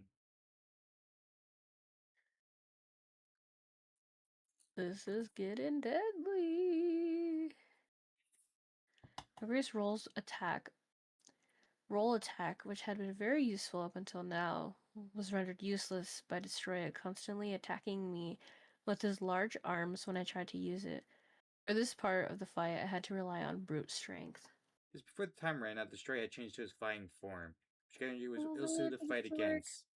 Going back in, I fought against the fighting form of Mothra, which seemed fitting. Mothra is weaker than Angirius, but was much better equipped to dodge the counter-flying Destroyer's attacks, so the fight was in my favor. However, the Mecha Ghidorah fight music started playing, and Destroyer changed in his final form, and sooner than expected, this drastically turned the tables. Mothra attacks were doing very little to Destroyer, and I had to move furiously to avoid damaging while waiting for the timer to run out. Even though it would be nearly impossible to beat Destroyer with Mothra, I still had 3 other monsters. Final form Destroyer was very resistant to taking damage, and the heavily armored foe would not be defeated without a long fight. In the last part of the fight, I was using as much strategy, just attacking as brilliantly as fast as I could.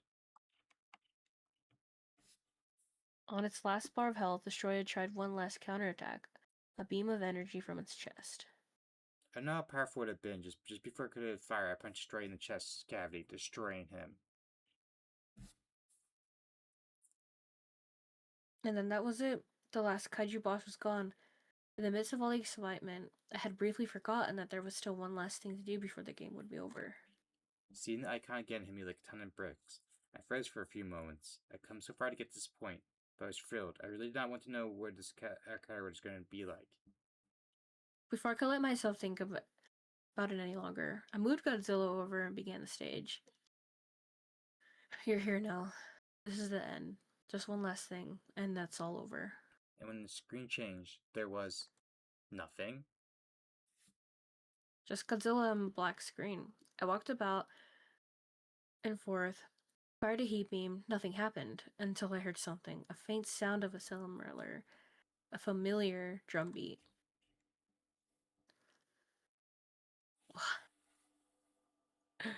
Ah! And now we're in the finale. Here we go. Oh dear God.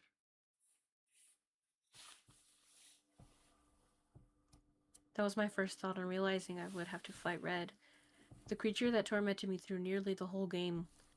How would I be able to fight something that can kill with one touch? It seemed totally impossible. Thankfully, Red was no longer able to deliver one-hit kills, but despite that, this was still the most difficult fight I ever faced, this game or otherwise. If I had any real comprehension of what I was going into before I started the fight, I would have never done it. I very soon learned what a horrible mistake I had made. Red reached out and clawed at Godzilla, and then those claws cut through him. I felt it. I knew that it's common for people to cringe up when their video game characters get hurt or lose a life, but this was not that. This was genuine physical pain.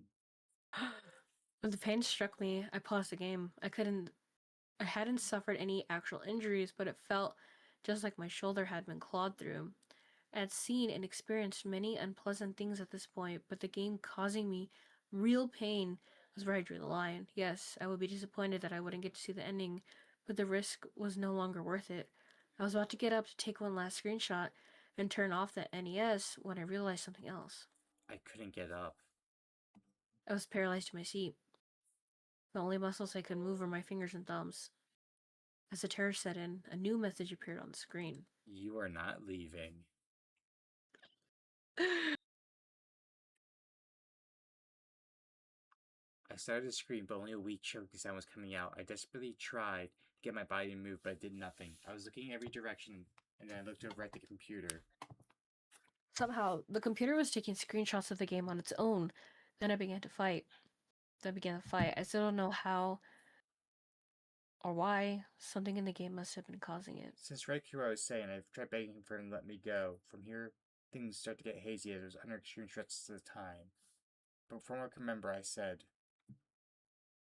I'm sorry. I'm sorry I insulted you. I didn't mean it. I didn't know things would get this serious. Please just let me go. If you let me go, I promise I'll never tell anyone or turn the game on ever again. Please. and Red replied, "You pathetic worm, it's too late now. Only one will survive.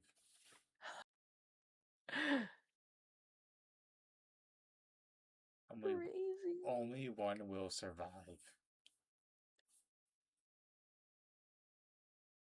The statement could not be any more clear. If I couldn't kill Red, then he would kill me. Like an idiot. I had played around with something I didn't understand, and now it might cost me my life. I stopped struggling to move and accept the reality of the situation. There was only way to get out of this alive. I had to kill Red. It all went by so fast. If it weren't for the screenshots, I might not have remembered any of this. Just like in the chase levels, Red moved at a horrifyingly fast speed. There were barely enough time to process a thought. And thus, there was no time to form a strategy. I had to rely solely on my wits and reflexes to make things worse. There was no way to predict what kind of attacks Red might use, so I constantly had to be on the offense and defensive.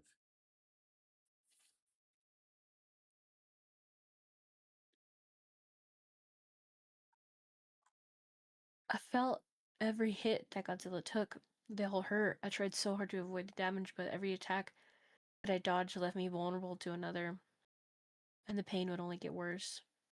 After he jumped over me, Red eyes started to glow. I moved as far back as I could and duck, but there was no dodging this one. I was scared. When this hit me, I really did scream. I screamed so loud that someone else in the apartment should have heard me, but they didn't. Just looking at the image hurts me, making me remember the incinerating burn. I paused the game because it hurt so bad, but Red unpaused the game to attack me again, which made me furious.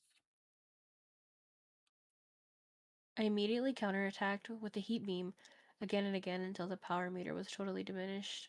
I wanted Red to hurt like I did. Just before the time ran out, Red transitioned to his swimming form. I didn't think the time would still be affecting in battle like this. I'm thankful for it, because it gave me a few minutes to collect my thoughts to decide what to do next. I chose to fight Red's next two forms, the monsters I had encountered them with, so Anguirus was next. Probably wasn't all that smart of an idea, but it's what I did. I jumped up and he beamed Red in the face, and I moved off screen where I couldn't reach him. Then a wave of large mines started to fall from above. I felt it was unfair, so I shouted, "If you're going to cheat, then why do you even let me use a controller? Can't break the rules." And then it came at me, rushing from the top left of the screen downwards. Damn it, now I wouldn't even be able to see where his next attack was coming from.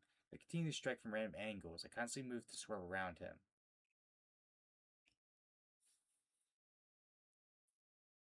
Another 40 seconds went by, and Angurius was nearly gone.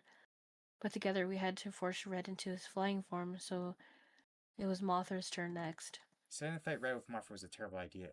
Mothra was instantly overwhelmed by Red. His life meter was devastated in a mere 15 seconds. No. And once Mothra's life was down to 2 bars, Red did something I didn't see coming. He reached out, grabbed Mothra, and ate her. After Mothra was devoured, I felt agonizing pain, like being crushed to death. Mothra had been killed for my stupidity, and I would share the pain. It was a short transition from the battle to the board, but it felt like an hour. The pain combined with being unable to move was driving me insane. I wanted so badly for this to end. I never wanted something so much. But I still had hope. There was only one monster left that could be brought to full health by engaging Red in battle, Solomon. If any of them had a chance to save my life now, it would be him. Someone apparently had some history of Rez, so as when the fight started, this dialogue happened. "Traitor, I always hated you. You can die like the rest. I'd rather die than serve you." Crazy! It took me by surprise again, and immediately burning me with his demonic fire a second time. As much as it hurt, it actually worked to my advantage. And Solomon started at full life. He still had some time, still some to spare. Whenever I had used all of his energy and could not use his ultimate weapon any longer, now he would die. As he drew close to the end of his life bar, Red turned his whole body, faced the screen, and flew upwards, then slamming back down in the attempt to crash Solomon. When that failed to work, he tried to devour someone like he had Mafra, but he couldn't. But he wouldn't be eating my monsters this time.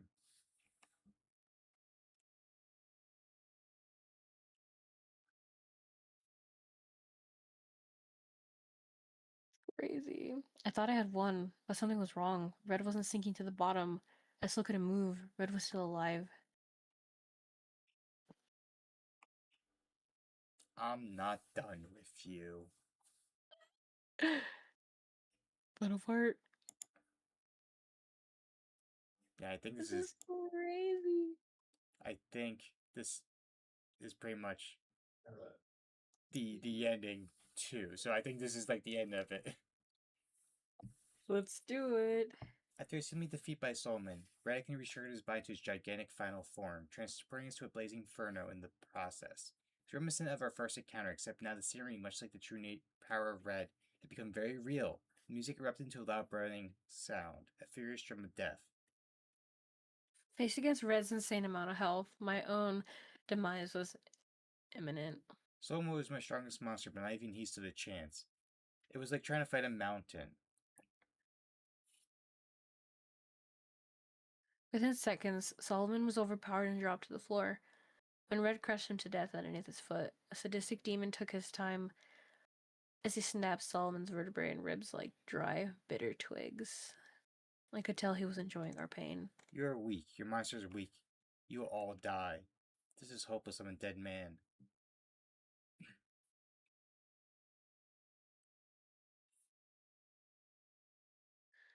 I had no choice but to send another monster to his death. We were all going to die, but I only hoped they would forgive me. After decreasing Red's health by a minuscule amount, Anger's was also obliterated. Red unleashed a hail of blazing hot needles into his face till he collapsed. Another moment of unspeakable agony, then nothingness as my ally faded away. You can't win, Zachary.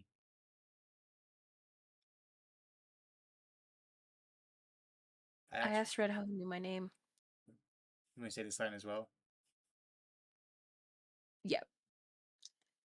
And then he said it. I've known you for a long time. I'll tell you a secret. I killed Melissa. Oh my god!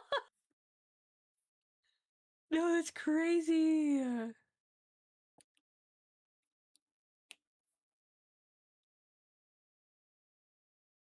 You can read this one if you want to. Nope. For years she was being tortured by something nobody understood. Now I knew what it was.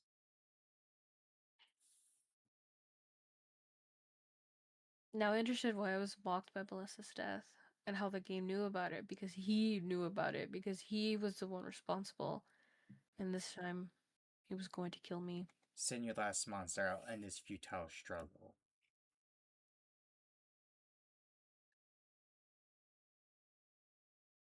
Taken aback by the board to send Godzilla to his final stand. Barely anything was left of the board, just Godzilla, Red's icon, and the fifth monster.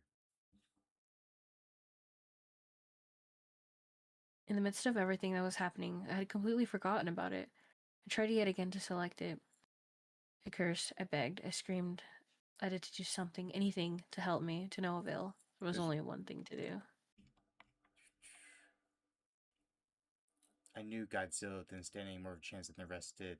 Maybe that all the other monsters gone, the fifth monster might actually fully awaken.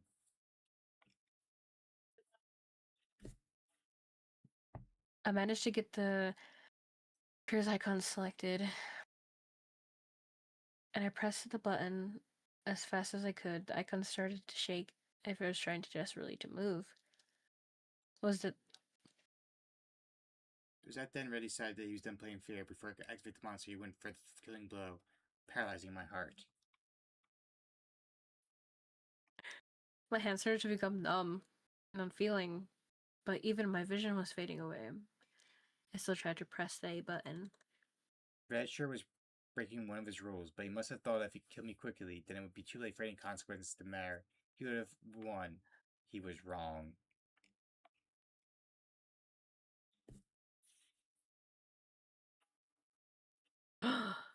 What? Red's power was being challenged by another force. It prevented him from killing me. And when I regained my vision, I saw a familiar sight. Zach, we don't have much time. Who are you? You already know me. I am Melissa. What? How is that possible? Red told me that he killed you. It's true. Even after death, he tortures me. If you can't stop him, he'll do the same to you. How will I be able to stop him now? I can't fight Red, but there is one who can. I release him from Red's grasp. Don't give up. I love you. Oh.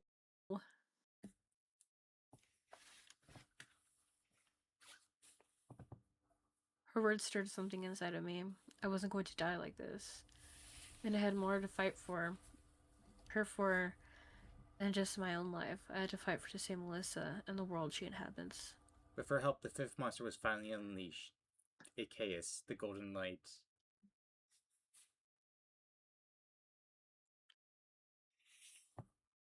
It was time to end this, once and for all.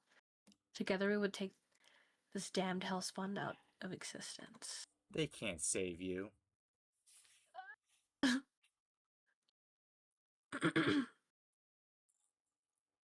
You can read that line. Oh, Achaeus was far the strongest playable monster in the game. He had to be if he would have any chance of surviving. His punch involved turning his hands into blades, which caused tremendous damage. But Red had more than enough life to spare. The end of this was come down to pure skill.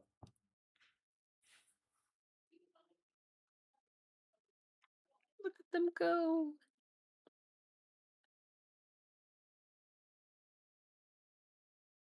With one final strike, Red was destroyed. His body disintegrated and sank below, accompanied by a soar of triumphant music. Slowly, the paralysis wore off and I was able to stand up again. Holy shit. We had done it. Melissa's death had been avenged, and I felt overwhelming happiness. I remembered all the death and pain that led up to this point. All the other monsters had fought and died. I was about to mourn them, but the game had yet to conclude.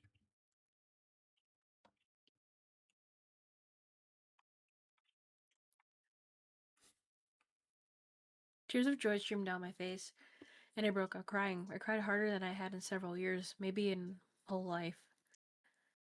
All I had been through, all I had discovered, and now the game was coming to an end. Well, before she and the others left, Melissa had something to tell me. You know what I do find it funny is that face is there. Right? And he's happy too, which is funny. You have saved us. We are forever grateful. We'll be together again someday.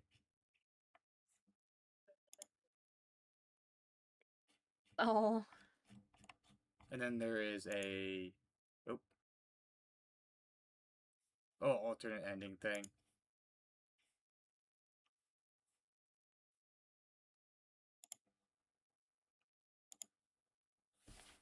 Do we want to read this? Or you can read the whole thing if you want to. It's pretty short. Or... Oh, sure. I can read it. I'm Zachary, and the time I write this, it has been 3 weeks since the fateful night when I played the NES Godzilla game. Going back to that night to immediately after I turned off the NES, I was able to start walking around again. First thing I did was unplug the NES, take out the cartridge, and put them in separate sock drawers. I looked over my computer, all the screenshots we see in this story were saved. I backed up all the images on a flash drive before I turned my computer off just in case. After that, I hit the bed and instantly passed out. It was not a restful sleep, but one of complete exhaustion. I felt like no time has passed before I woke again. What a day that was. The first thought I recall coming to mind was, what the hell happened last night? I thought about it for a short while until it occurred to me to contact the person I got the game from to begin with, Billy, so I called him up and told him just to come around and apartment, which he did. And I showed him the screenshots and gave him a very basic summary of what happened. First I thought I was pulling a joke on him, but he soon realized that was not the case. Once I hit him that this was real, he was speechless. He made it clear that he was absolutely not tampering with the game, he had no idea about any of this. Then the obvious question was this, Billy, where did you get it from? I got the simple answer of another friend of mine that I tried gaming with. He assured me that it was a trustworthy person and he had never had any issues with the games he got from him before. So then Billy called him, but when he told the guy the story, he was as shocked and surprised as anyone, except he abruptly hung up on us. This clear was going nowhere. Before Billy left for the day, he asked me if I wanted him to take a cartridge and dispose of it. I sharply declined. He asked if I could possibly still want to keep the thing. I told him that I needed to think it over and that was that. Billy and I haven't talked much since then. Even though I told him this isn't the case, I got the impression that Billy thinks what happened with the game was his fault. After you left that day, I did a lot of thinking. It was very hard for me to do anything else, really. I couldn't stop thinking about the game. There were so many questions left unanswered. What was Red? Was Melissa really in the game? How did she get there? Why did this happen with this game? But the one question that kept me for many nights was, Red said he knew me for a long time. How? Ever since then, I can't shake the feeling of being watched. The game made me think of myself, question about death and reality in ways that I never really wanted to think about. I'm not too sure about anything anymore. Constantly thinking about it soon began to have a negative impact on my life. I just don't really care about anything else at this point. By comparison, the other day-to-day activities seemed utterly pointless. I eventually decided that I had to choose between one of two things. Try to play the game again or destroy it. I tried several times to convince myself to try the former, but never got farther than plugging in and see NES back up. Just touching the cartridge made me remember all the pain I felt during the fight with Fred. I wonder if perhaps playing the game itself might cause something terrible to happen. I still don't know anything about how this game worked and how it was too risky. I wasn't sure I could stay and around the game anyway, so it was time for the other option. When I get some fresh air, I took the game with me and drove to the lake, planning to throw it in. I got up to the lake with the cartridge in my hands and looked down on it, and thought of Melissa. What I experienced in the game was indeed genuine. Doing what I did may have been the only way to save her from endless torture. In a way, this warped game might have saved her soul. Damn it, once that thought came to my head, I knew that I wouldn't be able to destroy it. So I just sat down on the bench, gazing at the lake for about an hour. Ultimately, I decided on the third option, selling the game on eBay. It may be selfish, but I promise you that has nothing to do with money. I don't care how much or little I get paid for this game. Believe me. It's selfish because I don't want the responsibility of owning this cartridge anymore. I cannot dwell on this forever, and the only way I can deal with this is by putting the game out of my life. So it's bringing me the main reason I created the summary of these events. First, the recorded details, but I can remember them. Saying that whoever bids on this game knows what they're getting into. I can't guarantee the safety of anyone else who plays this game, or that anything will happen at all. But to the new owner of the game, remember this, be careful if you feel if the game is literally messing with your mind. Shut the damn thing off. And that was the end of NES Godzilla. I like that ending. That was a good way to wrap everything up, Yeah. honestly. So what do you think? It's a long read. It is a long read, but I really like it. It was a lot of like, I thought it was gonna go this way. It didn't. Kind of glad it didn't. And for it to be as sentient as it was really interesting. Fun fact, the creator is actually working on making an actual game representation of a like actual ROM hack based off the story. And I think they're making like a Suedo sequel as well. Really? Yeah, because it was all put on like a forum, and then they got transferred to creepypasta. And they were working on a second story. I think it's like based off like a Game Boy Advance game. Oh, okay. But I play it. yeah, who knows? Maybe we might even do it if they eventually finish it. Oh yeah, for sure. But we are also getting, I think, pretty late as well. We're getting towards that 3.5 hour mark. Oh yeah, for sure. That was good though. I really appreciated that. Thank you for showing me that. Absolutely. All right. So I will be setting us off my raid and heading off to the bed shortly after that. Oops, I don't know what happened there. Anyway, who we heading to? I would love to join ya. Josie Bunn. There's someone from Monopolis. They're playing 358 Days Over 2, which is, might be a hot take, I think is the best Kingdom Hearts game. I love that game. I just love them. It's such a shame that they didn't like port it properly. Yeah. And also it's a shame as well because like the multiplayer scene was never big. So like unlocking like the other organization characters to play for some of the missions, you couldn't really do much with. You would just be playing by yourself. And it was just felt bad because it was like, oh, it'd be so cool to team up with like 3 other people all playing organization, members. Hmm. I think I'm in the first thing I'm going to do is get drink water. Face. Oh, that's my Noctis pom-pom. Love it. All right. I'm going to send my raid out and end stream.